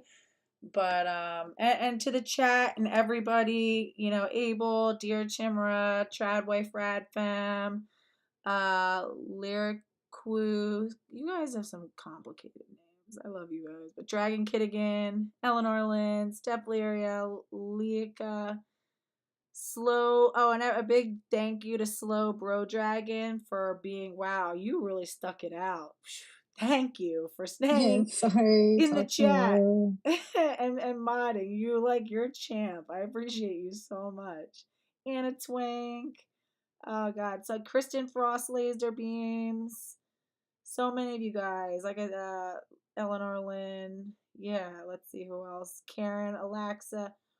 Everybody who was here. I really appreciate you. Izzy Fox. Thanks for coming. We're gonna keep doing this. I'm gonna keep so if anybody wants to be a part of um the next speakers corner, as soon as I post it, just I'll post my email address. But the best way to do it is just sign up early and let me know that you want to be a part of it. And if you want to plan something ahead of time, if you want to read something, if you want to talk about a specific issue, just try to come with like ideas of what you want to talk about. I really want this to be like for you guys. I don't want to set the tone of the topic or whatever. I want you guys to be able to decide what you want to talk about. So, anyway, Rana, thank you so much. Thank you, everybody. I really appreciate you Thank guys. Look you. forward to next time. I'll see you later. Bye. Bye.